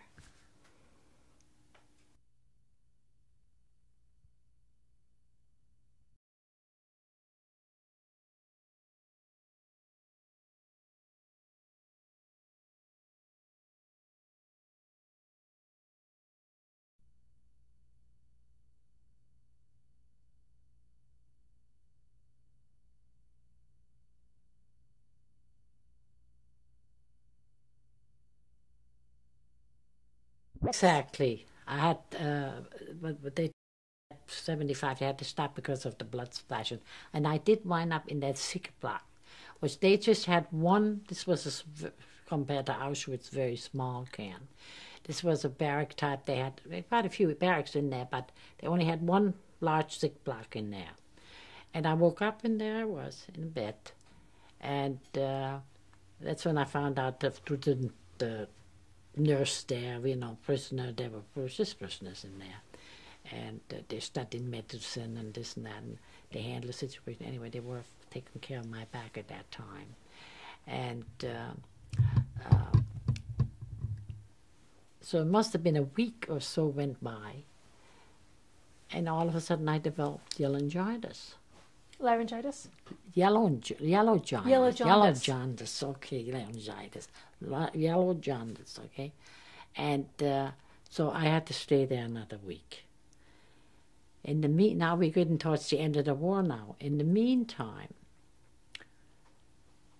I knew I was getting out of this now. I'm going to get better, and I was going to lose my job, my kitchen job, and now I was threatened to think about going to that underground thing now. And so now all of a sudden they had Achtung was gone, and the commandant was coming back in there, that same guy who had sent me here in the first place, and walked right in the room. There was another gypsy girl on the other side. She had burned her leg against the wire. The electric wire pulled her on, and she had cut her ankle all the way through. So, and her and I were talking, and all of a sudden we heard Achtung, Achtung. She said, oh God, it's the commandant coming. I said, what does he want? My heart went down. I said, he's not going to do something else to me now. Must be finished now. As he came in, stood right in front of my bed, and bed, whatever they call that, there to lay on. And he said, well, he said, you want to change your mind? I said, no, Commander. I said, I have told you all there is to tell. I said, they're not through with me yet. He said, well, yeah, I want you to know something. I don't believe you. But, and I had one, and I don't know how I said it, but it came out. I said, I tell you what, the only thing I regret about all this, that I lost my job. I loved my job. I've done it in Auschwitz, and I did a good job. And I said, and the man did not help me. I said, I did that on my own. I said, just had the opportunity. I did this, and that's all there was to it. There's nothing else to it. So he said, well, I'm going to tell you something. If you're out of here by next week, you get your job back. Well, I almost flipped out. I was so happy. I was getting that job back. I didn't care. We kept it another 20 years. I got that job back. Well, the next day, there was an alarm. We call it a Flieg alarm, an air attack. And what was bombed is that munition factory, that underground factory, was away from the camp. That underground factory. Now, from the bombs explosion there, blew all those windows out of that sick block. They were, windows were all blown out. And the sick people, of course, you want to run out. And imagine that, I don't know how many hundreds of people in that one block with the lake and hopping the thing here and there. You could hardly get through. It's about a hall thing as wide as here, okay, and there's all kinds of rooms coming and going, both sides. And only the doors, and same thing as in Auschwitz, front and back. And this girl who was laying across from me, and I remember she couldn't walk. Now I jumped up and I was opening the door and I was going to join the gang there, you know, with the rest of them. And she called my name, and I turned around and I said, let me see if I could get you on my back. And remember, I just had this back business here going. So I had to put, she says, I'll hold up. She says, if you could hold me. And she said, it's not too long down the hall when we just want to get outside.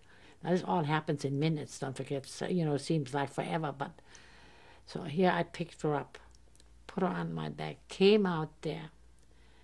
And I don't know if I made 2 steps or 3 steps. She was knocked off for me. Well, you know, people, when you're with lots of people get, what do you call that? People feel like you flip out, but there's a name for it, an American word, I can't think of it. You get, you know, when people get hysteric like, but there's a better word than hysteric in the American word, but I can't think of it right now. But everybody's out, people panic. Panic is the word, okay? You panic in those situations. And this is how I got shoved down, and she fell off of me. She laid there. They all hobbled over here, and of course I was pushed out too. And did you know at that point what had been bombed? You didn't? The barracks were never bombed. That underground munition factory was bombed. Were any of the girls in it at the time? A lot of the girls got killed there, okay. But the impact, it shook. That's how the windows blew out. Well, I was trying to tell you that that girl survived all that. Isn't that wonderful? Do you remember her name? They called her Mamcha. I don't know. You know, last names didn't mean anything. And I just happened to meet her in that sick block because she was there. I heard about her that she went. Her sister was on the other side, and she had thrown that little piece of bread over the wire, and then underfoot was over there warning thing, and pulled her up, and every two seconds this thing comes through, and by the time they got her off, the prisoners threw a blanket at her, and it was already about 3/4 through there, so they put it back, and she got the limp, you know, but she kept her leg. So this is all those little things what happened into that thing. So this was almost towards the end anyway. Now they were really close. And I think it was about a week later or so, I did get back to my job, only for about a week. And that old man was still there. And I told him everything. And the man was really, he said, I did not want to go into this. We were drafted. This was an old man. It was not the Nazi that they called him there. It's just, they stuck him in there because they had nobody to put in there. The young boys, they stuck out in the front, I guess, and the old fellas were guarding this was towards the end. And then a man told me, he said, just sit tight. He said, it's going to be all over in no time. Russians already, he said, you hear those guns? It's the Russians. So it won't be long. Now, and he was very well liked with all the prisoners. On the end, what they did, they left the wire on, They emptied all the magazines, all the storage, took all the foods out of there, took it with them on their trucks, and took off. And they told us, they're going to leave. He said, don't try anything. We're leaving the wire on. He says, the Russians on one side and the Americans on the other side, whoever gets here first, you are going to get freed. But in the meantime, we're leaving the wire on. But they didn't say they emptied everything. And they took off. And that old man didn't go no place with them. He stood right there. He hid himself. And when they were gone, he showed up. And the prisoners hid him. That's how much liked he was. A very good person, that old man. Do you remember his name? I forgot his name. He was such a nice old man. I was a young girl. Anybody old was nice then. I learned some respect for the old folks. Really not. We'd never really gotten that close. It's just the little things they've done. He said his family was bombed out too, and he lost his wife and his daughter. Just a few little things, because you worked with an old man like that all day long. So once in a while, a little witch came out. He didn't understand himself, because he had to be there. I'm sure he didn't want to be there at that time, those days. There was a difference. The real McCoy, they were all dead, or they were out in the fronts, or I don't think they were even up in Auschwitz anymore. I think it was pretty much cleaned out by that time. Although they found some of them left over in there, they couldn't clean them all out. Well, this is where the end of that. And the Russians did come. What was the date? The Russians came. Now, was it May 16 or May 18? Now we thought this was all finished. Okay, we're all done now. So tell me about the Russians coming. Now we're going to get free. The Russians are coming. All skinny, bony things, what still was left over there. Now they wouldn't let us out of there, the Russians. We had to be, you German, you go on to Poland, you go on to France, you get into this. We had to get our walking papers from them. Now the only thing what changed there was a little better food. But we still had to do our cooking in there. But the food was a little better because they had brought some of their supplies in. How large was this camp? How many people? Gosh, I don't know. It was about 2,000 at least. It was all women. All women? All women. This was a strictly woman. All women. And now it's time to feel, well, that's it now. Okay, now the Russian soldiers come and the officer, I understand none of them could tell the times or anything like that. But who cared? We were free. They did tell us, can't go out yet, we need to have you get your papers, because when you go out there, the authorities want to know who you are. You need to have a paper. Are you a Nazi? Are you a prisoner? Are you this? Are you that? And what they did, they brought us, it was the worst thing we could have done, they brought us some civilian clothes. So here, young people, you're dying to get rid of that prison clothes, so we with dollars, those whatever German, where they got it from, we wore the clothes, we still couldn't go anywhere. We had to stay in our barracks. We ate, like I said, we had to cook, but we were morally free. No guards walking on top of you anymore. So what did you put on? Oh, I don't know. I had a cute little blouse with a skirt. I was a skirt girl those days with a blouse and three there was no hair there, You only go like this a little bit. But your hair was all shaved? Oh, we had short hair all the time. As soon as they got us, I guess they did that for protection with the lice.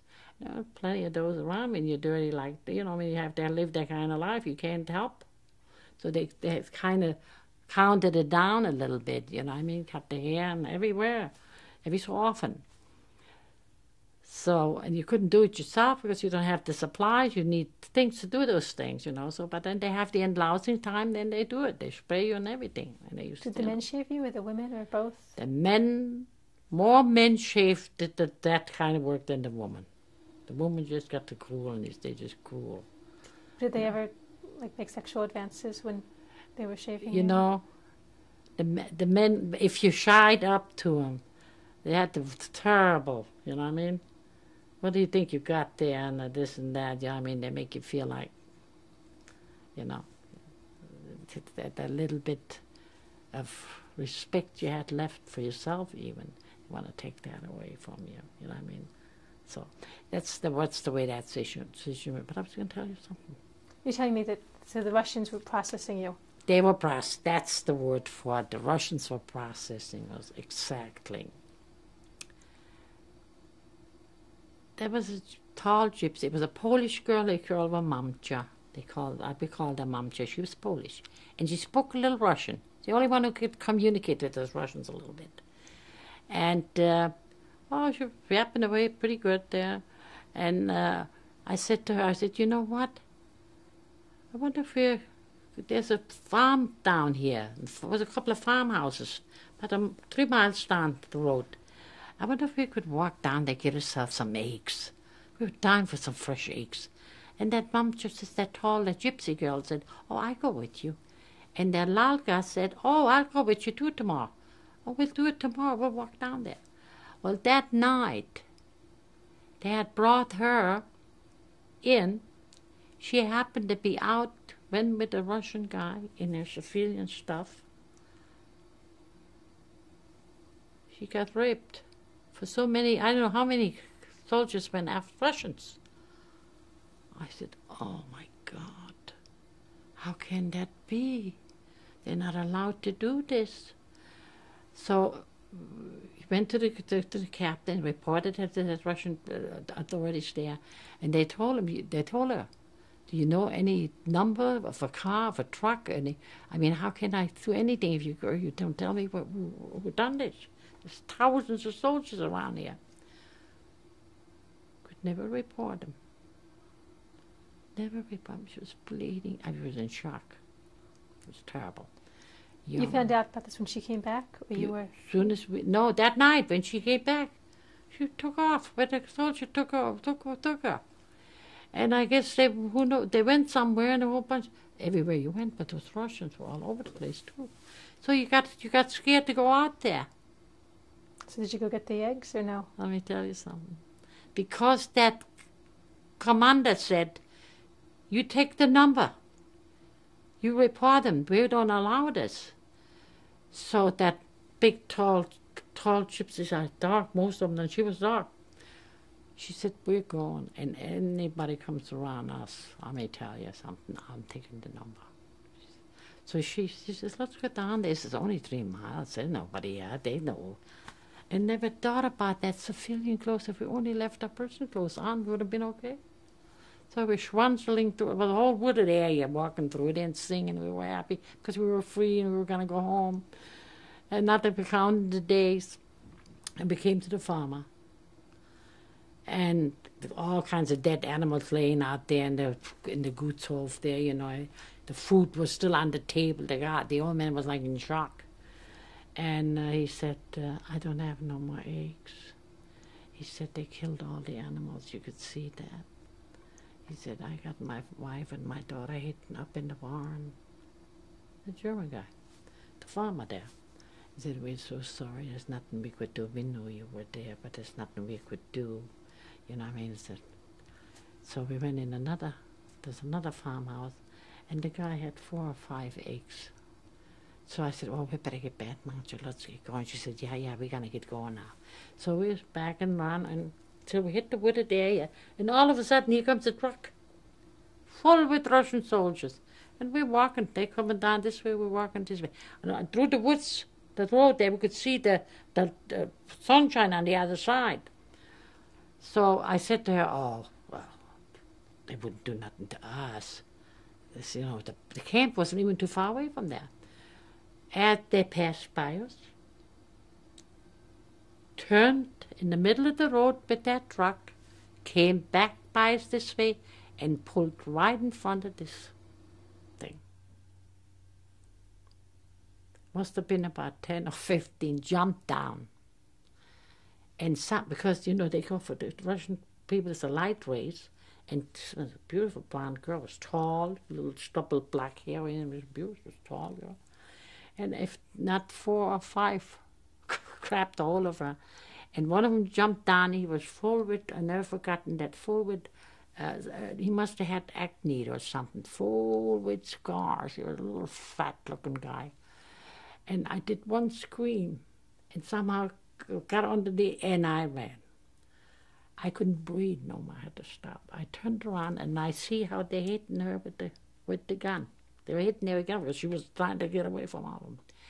Well, right then, beep beep, a truck came, another truck, and they let her go and she ran.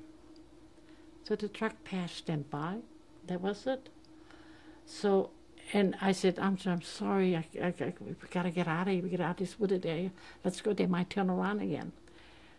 Well, what? So, and I just got my breath back, and she even couldn't. But somehow we ran, and then they found they were playing a game with us.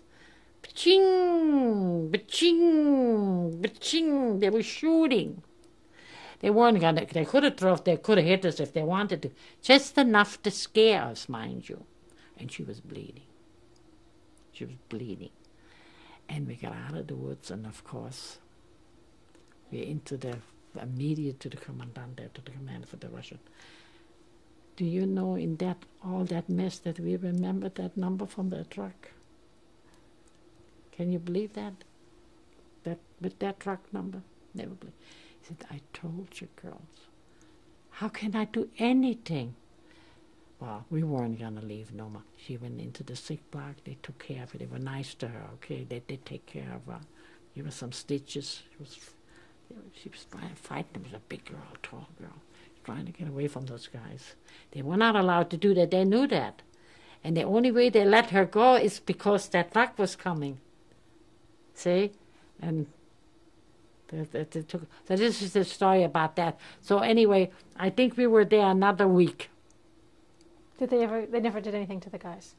Couldn't, but didn't know how thousands of soldiers were they going to pick up, if I can tell you. And we were so sure now. We were saying, well, we're going to look at that truck number.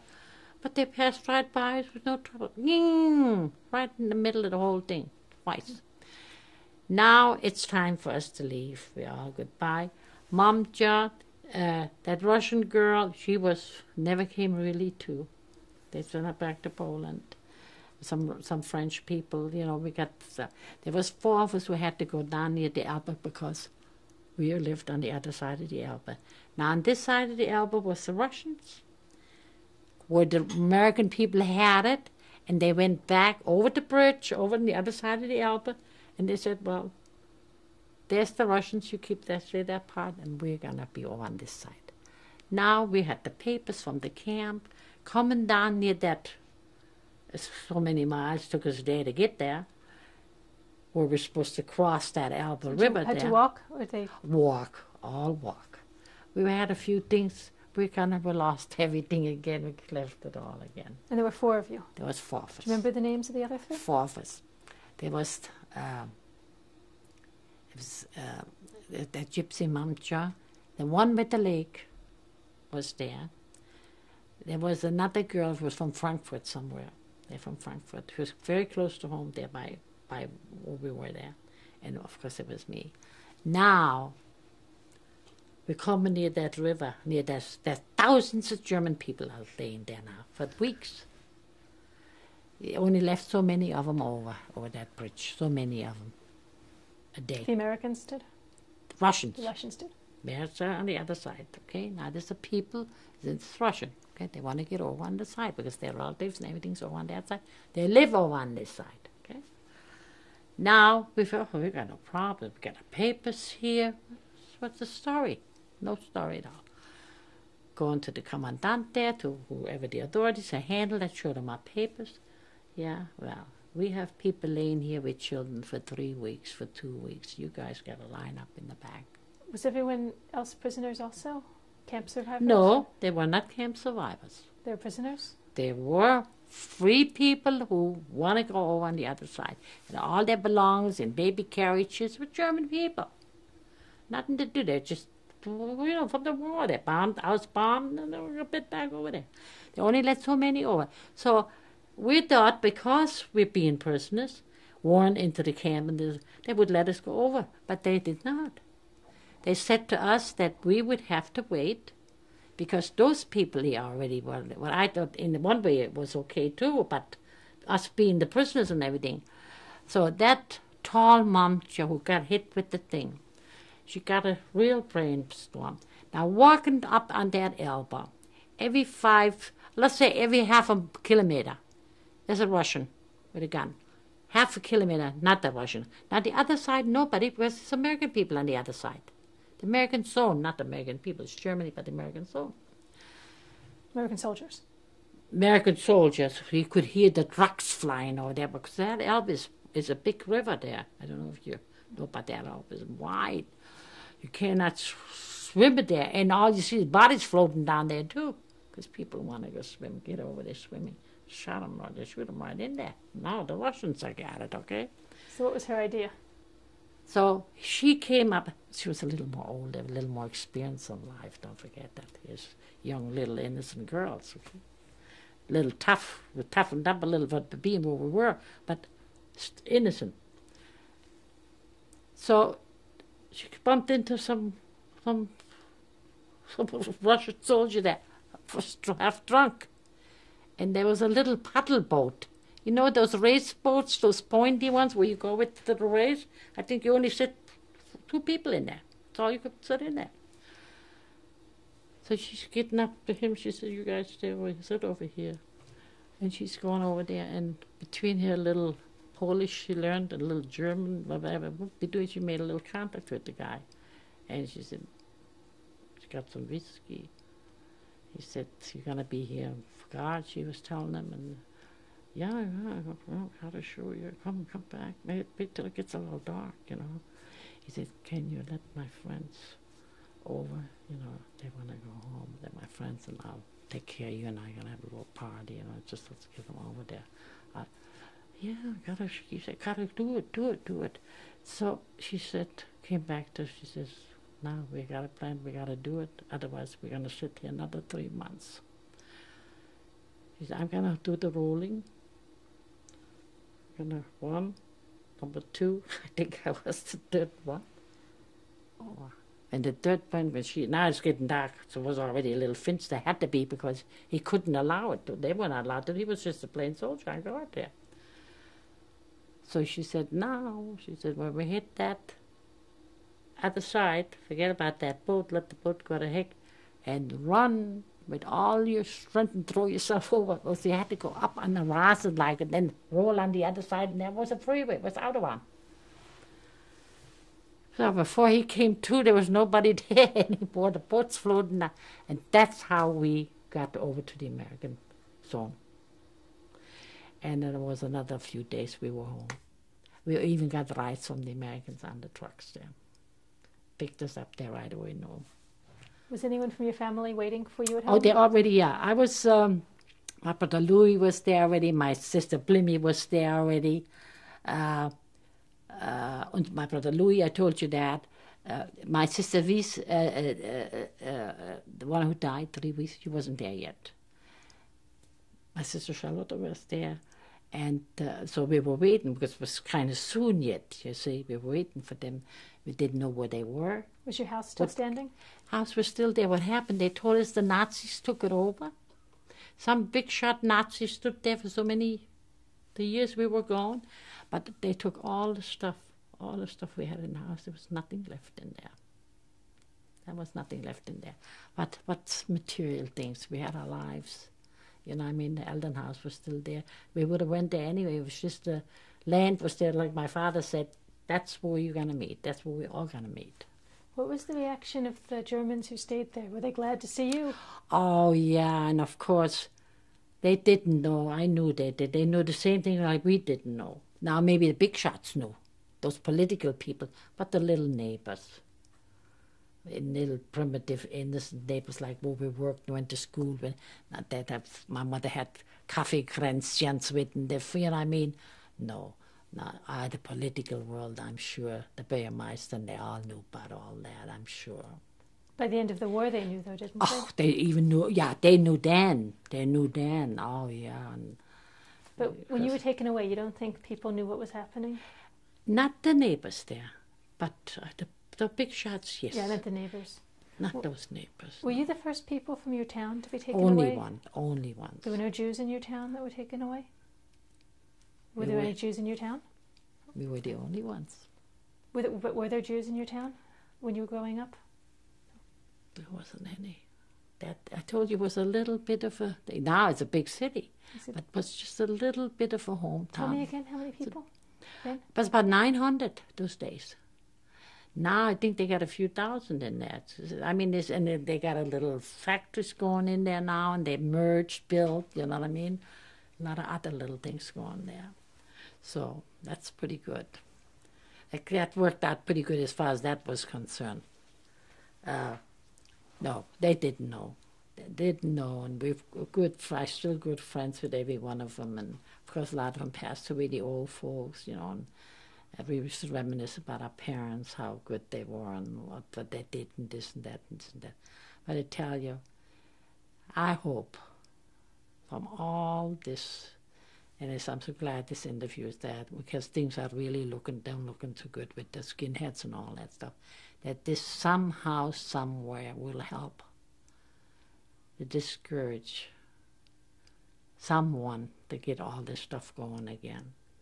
That never, never, never, never should happen. Never again this should happen to anyone, any Jewish, religion, people, Polish, I don't care who, to the human race, not a one.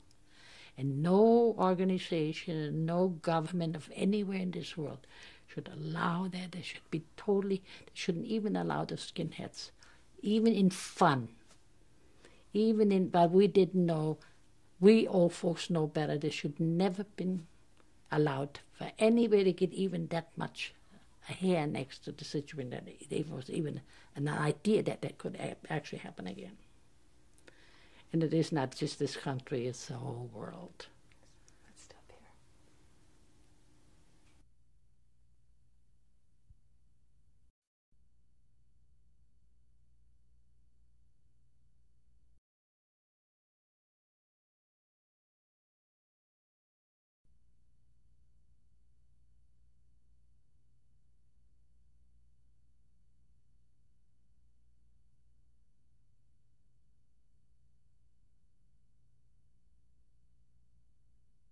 And were there American soldiers in the town as well?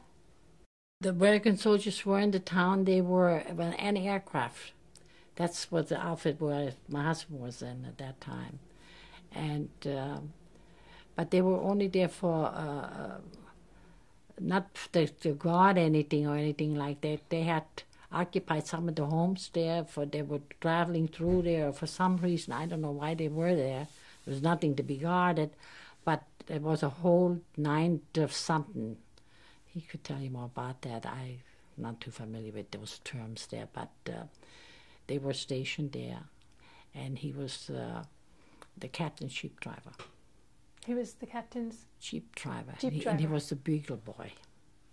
He put the bugle in the morning and at night. That was your husband? That was my husband. And what's his name? Yeah, Henry Lentini. Yeah, and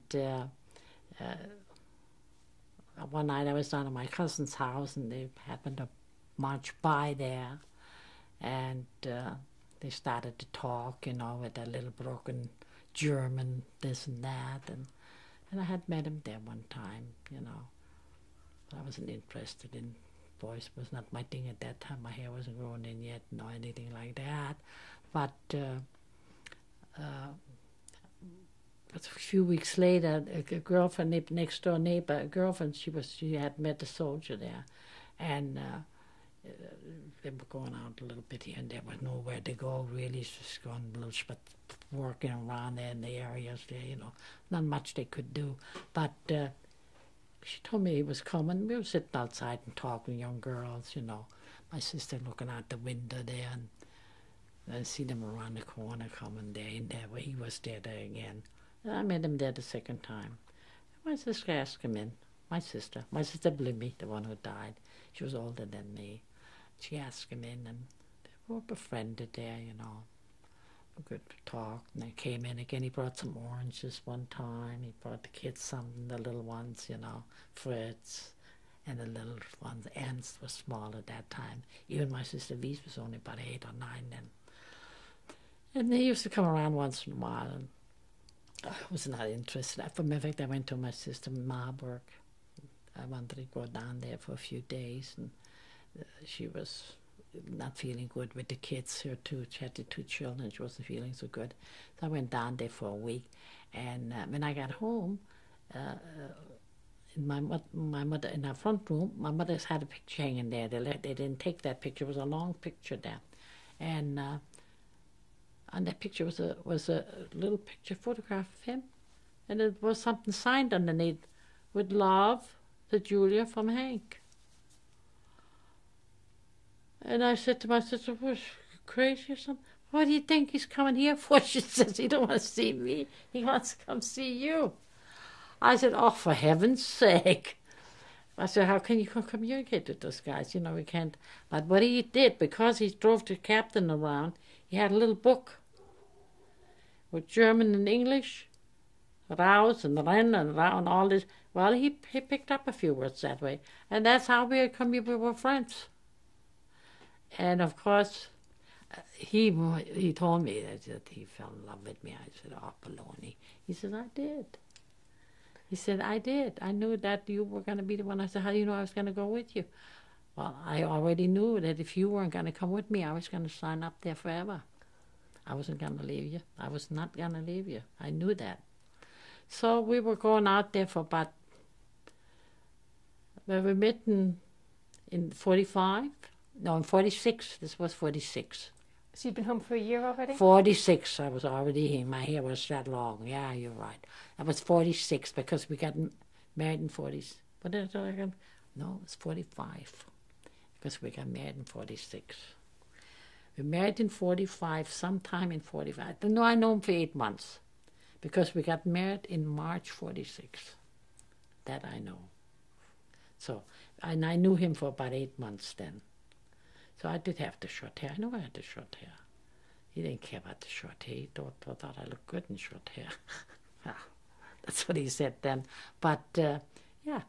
And we had a heck of a time getting permission to marry anybody like that. The only thing what got me the permission is because I was the Holocaust survivor. And to the government, the American government, I got the papers there. I was going to show you all that. Why was it so hard to marry him? Why did it make a First, difference? they didn't want any Germans. For matter of fact, they weren't even allowed to walk with the Germans those days.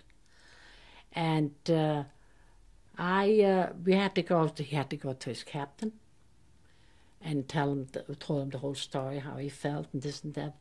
And the captain said, "Well, Hank, you have to write some kind of letter."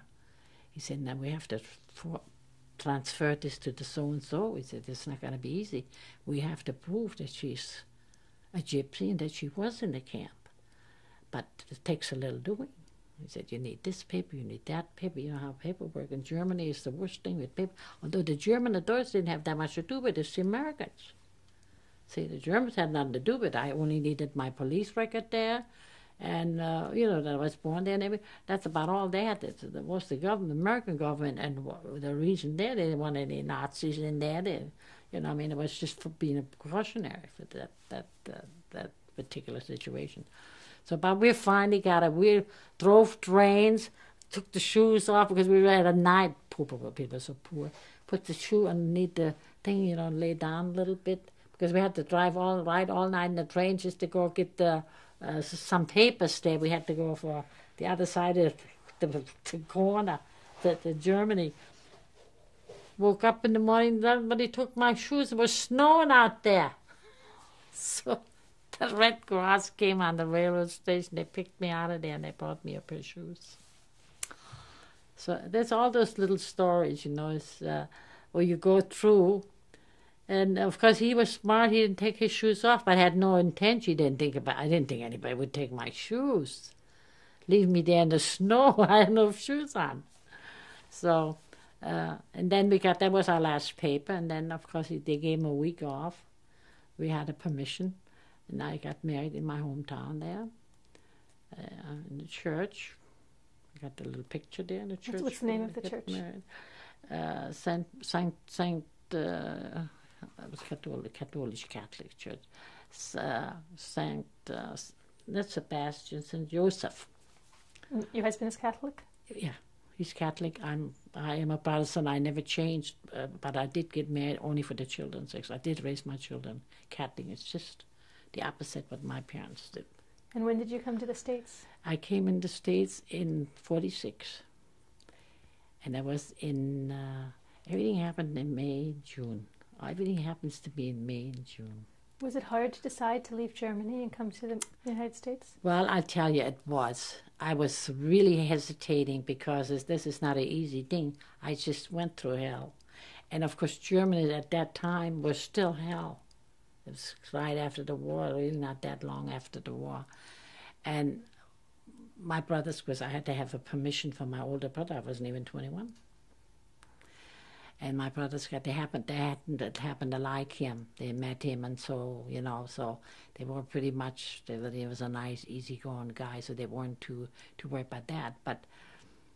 And they said, what do you got to lose? If you're not happy there, you just let us know and we'll send you a ticket. By hook or crook, we'll get you back over here. But if you're happy there, then maybe you got some kind of different life over there. Maybe you could start some different life for yourself. I said, if we all get that chance, I said, we're all going to do our own thing. And it's true, we all grew up. But there was a big decision to make, It's not easy. I wouldn't recommend it. Not when you have a family where we went through and left my family there, I mean. And it's not easy. It's never went away. This is always there. And it's the same thing with my sisters, or my brothers. I mean, there's such a tie, such a bond, such a bind there, it's because what we went through, and because this survival business, and that we're so grateful, and so we said they're growing apart. A lot of people grow up and grow apart, but we grew still closer. As old as we are, my sister Louise, we were on the phone, she says, it's funny, we never got cut from that neighbor. Always, it's still, it just makes you closer and stronger for some reason. And I know it did me, and I know it does my family. I don't know about other people. I'm just speaking for my own. So now we're in the Biedenkopf. I'm back home again. I met Hank. I went on the boat. I got to tell you about my boat ride. We were married in the German church, little church there, with 6 horses and a carriage. And the beer, there's a brewery in my hometown, and they donated one of those cake of beers. And I bought a dress for my lady. I didn't have any, but her wedding dress and her little veil. I do have it in the picture. You could see that. It wasn't mine. I bought it from the lady. And Hank was in his uniform.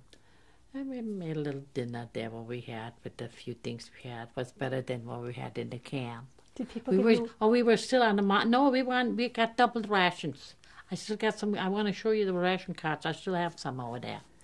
They gave us double ration. So we had made a little dinner, and we had some of the friends over. Who gave you double rations? The American government? From the government, yeah.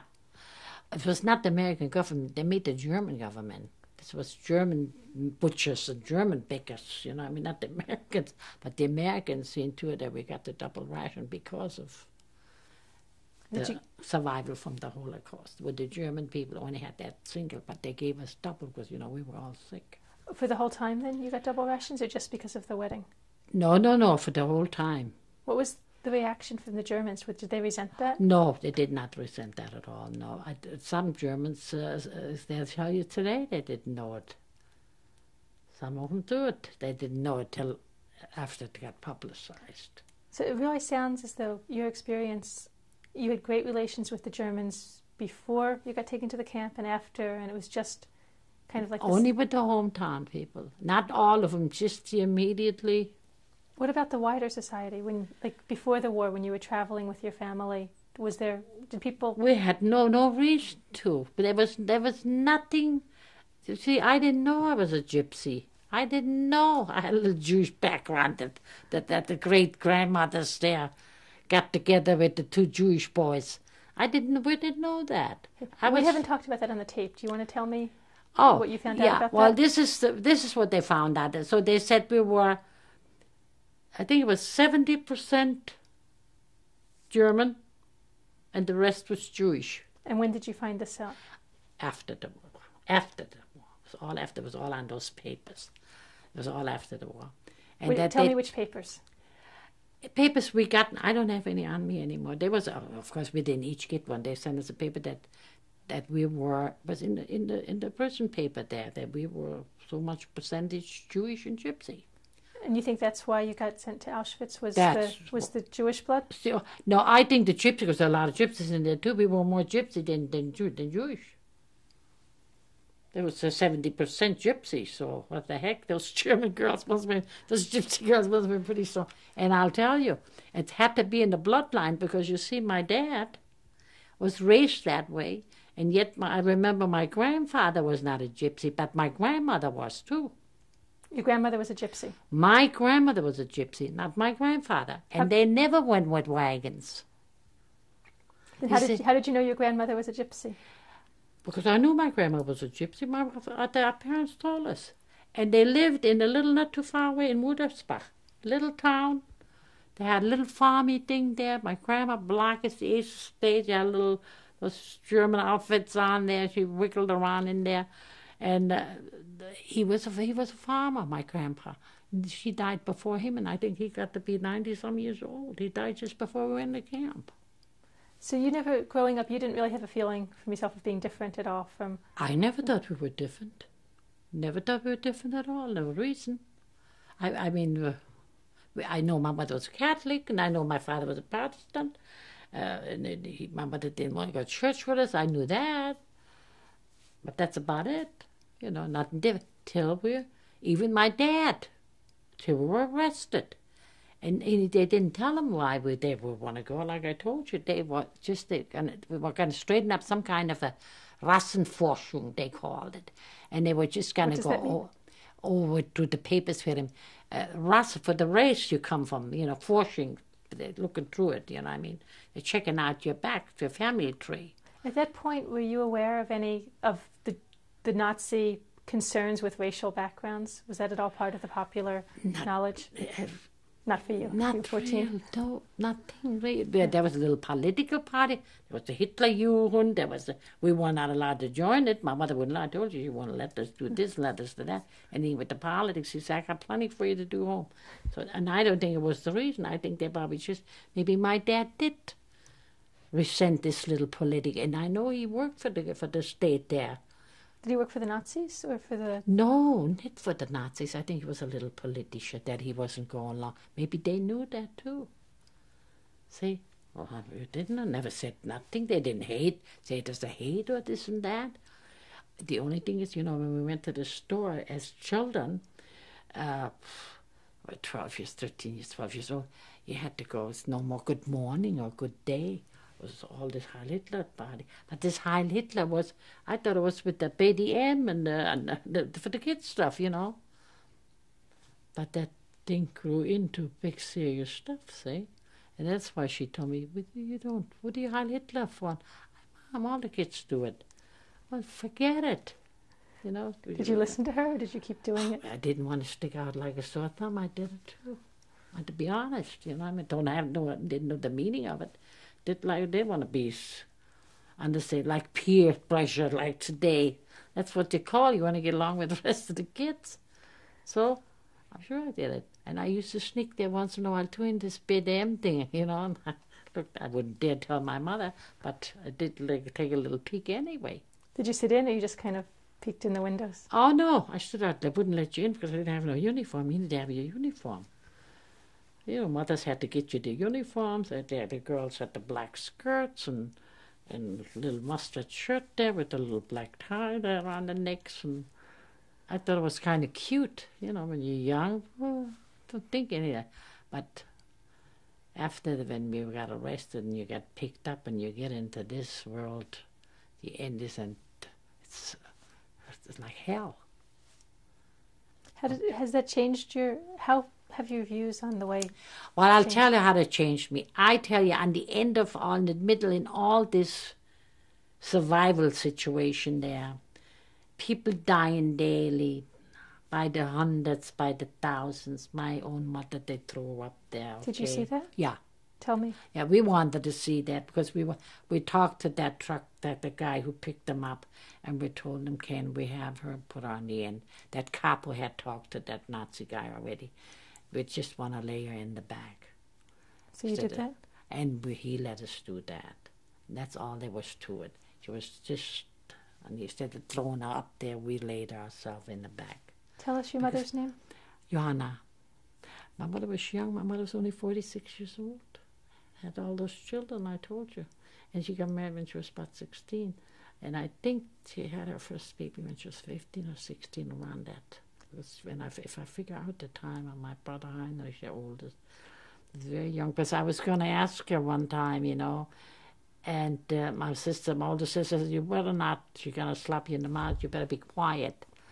So then later on, and I went over there one year, and she had a younger sister. And she was the only one alive yet. And I told her about, you know, well, how old was my mom? Oh, she said, your mom was young. And I said, well, how young? Well, she said, I know one thing, she was not 16. She ran away with your dad. I said, she did. Oh, he said, she was black sheep. She was always crazy about your father. She was always running after your dad. She got plenty of ones. They hauled her back, and she took off with him again. And if I look at the time limit, I think he's about 2 years older than her. So I said, oh, how interesting. I would love to. Her name was Lena, too. I would love to hear. Next time I come, I'm going to stay with you for a week. Oh, yeah. So my sister Anna, the oldest, said, now why do you want to hear all that? What do you care about it? I said, I think it's interesting.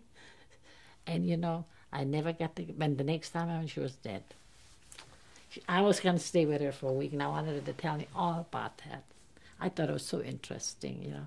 No wonder my mother was strict with us, you know, very strict. She said to us, you know, not with the sex or anything. Never mind you.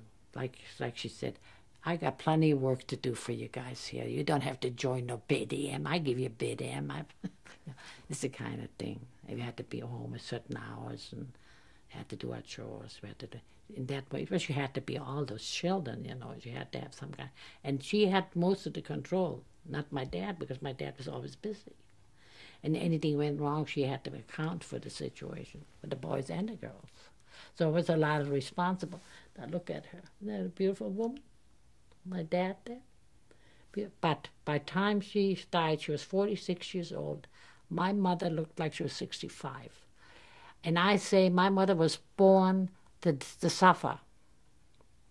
Now you're 16 years old, you give birth to 15 children. And you die such a miserable death. I think that was not to have any life. My mother had no life at all. And she was happy with those few things, the little things, her children.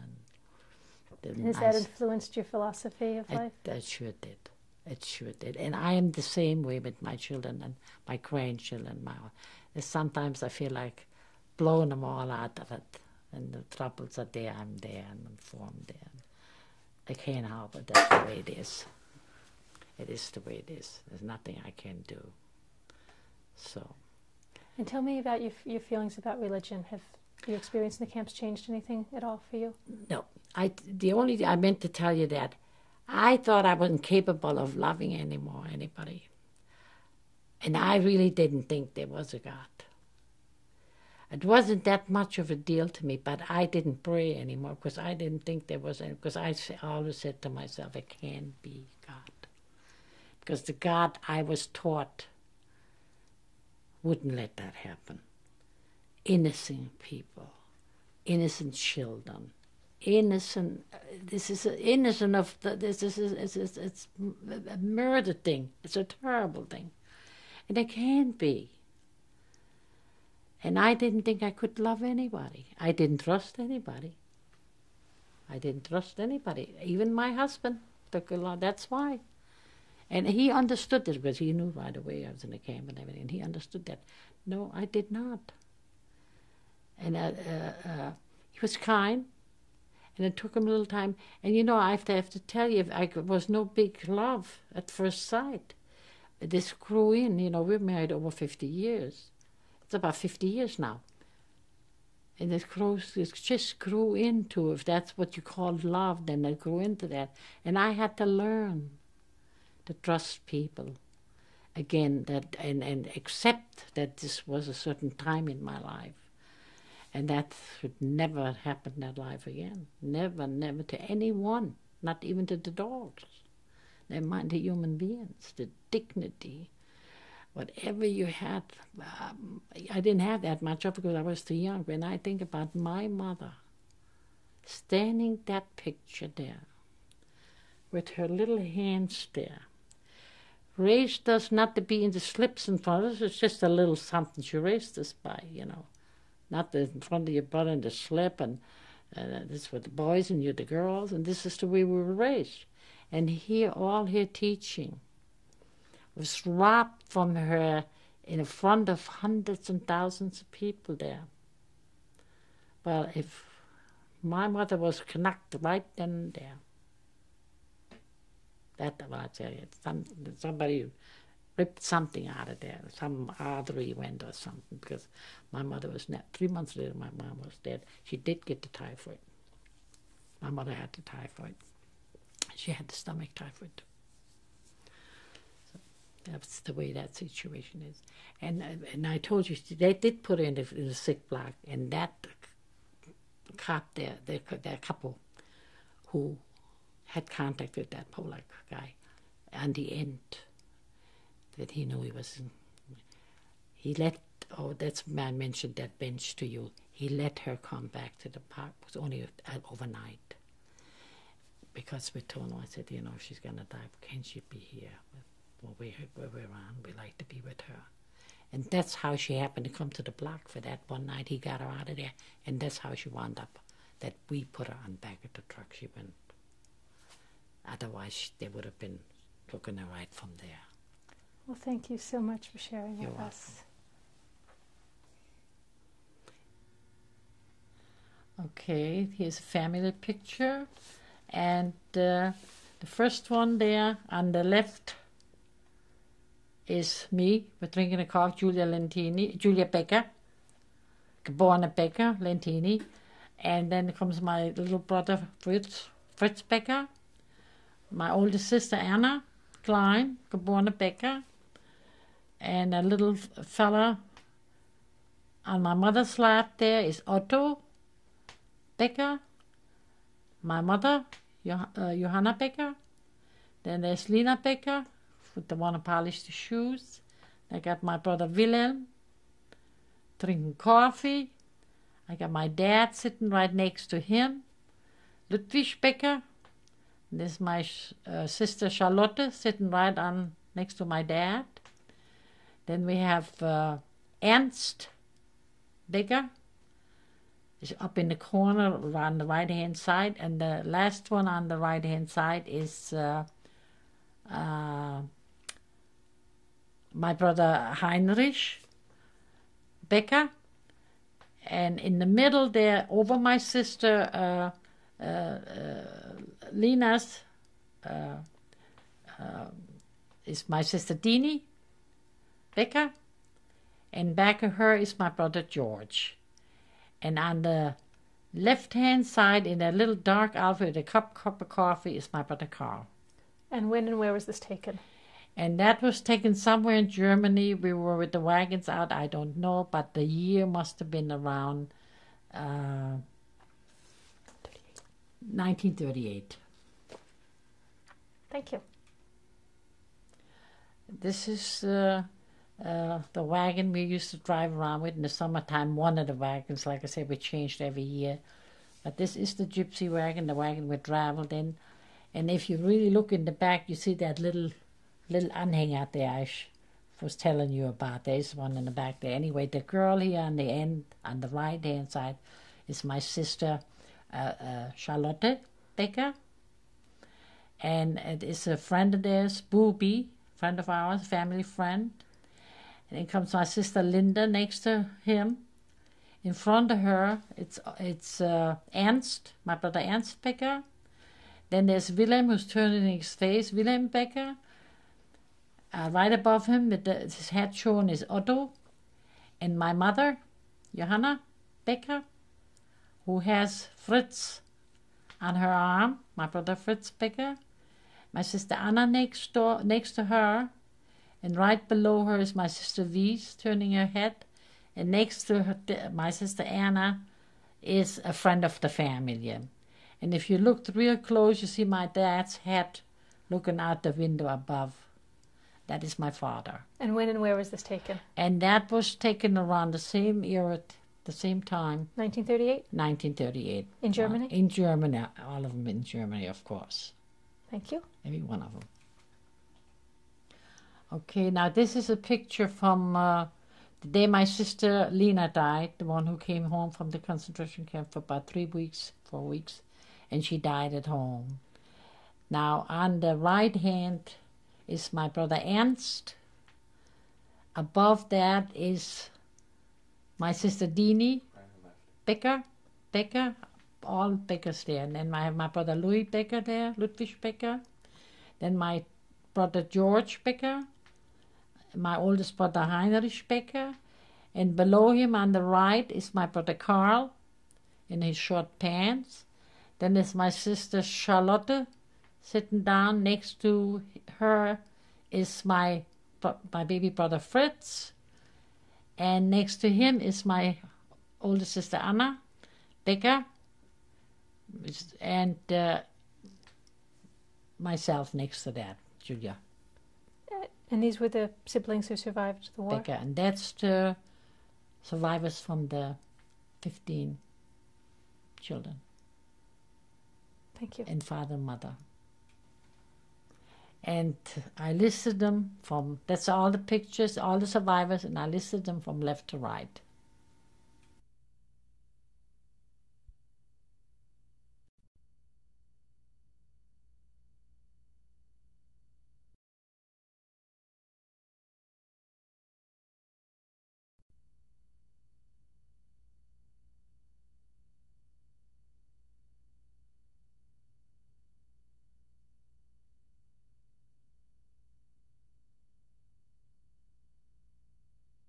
Well, our wedding picture, my husband Henry, Lentini, and myself, Julia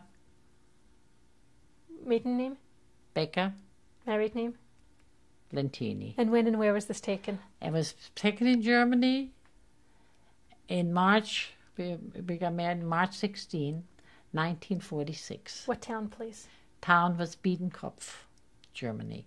Thank you. Yeah. Okay, this is a picture of my oldest daughter, Roseanne Turner, with my grandson, Sebastian. What's his last name? And his last name is Cerna. And he's Roseanne's son? That's Roseanne, my oldest daughter's son, yes. This is the only son she has. And that picture was taken in Ontario, California in 1987. Yes, and this picture here is my youngest daughter. Her name is Cynthia, and her daughter Jennifer, the oldest, and her youngest daughter Julia. And this picture has been taken in 1987. Where was it taken? And was taken in not in Ontario. It was taken up. Yes, it was taken in Ontario, California. And you are? Your name is? My name is. I'm the mother of all those children here. Julia Lentini. Thank you. This is a picture of my great-grandson, and his name is Adrian. And last name? He's Adrian Cerna, and he's 4 years old. And the picture was taken in 1980. 90. In 1994. And whose child is he? And that's Sebastian's little boy, my grandson's. Okay. And his sister's name? Son. And his sister's name. What? Okay, now we have the Alexa here, the baby girl, and she is the daughter of Sebastian Cerna, and the Alexa Cerna here, and she's a year old and is born in 1994. And where was this taken? And was taken in Yucaipa, California? California. And you are, what is your name? My name is, I'm the great-grandmother, and my name is Julia Lentini. Last name? We don't, do we? And I'm Julia Lentini, and I'm the great-grandma of this little guy here. His name is Colby, and he is the child of my granddaughter, Jennifer. That's her little boy, Colby. And when was the picture taken? And the picture was taken in 95. And where? Up in Oregon. And this little one is his sister, and her name is Alexa, and it is Jennifer's little girl. What is the grandmother? What is the mother of the great child of mine, Julia Lentini, and this is my great-granddaughter, Alexa. And the picture was taken about 3 weeks ago, 1996. 1995. Sorry. November 1995. November 90, yes. And where was it 95 taken? was taken right here in Hemet, California. California.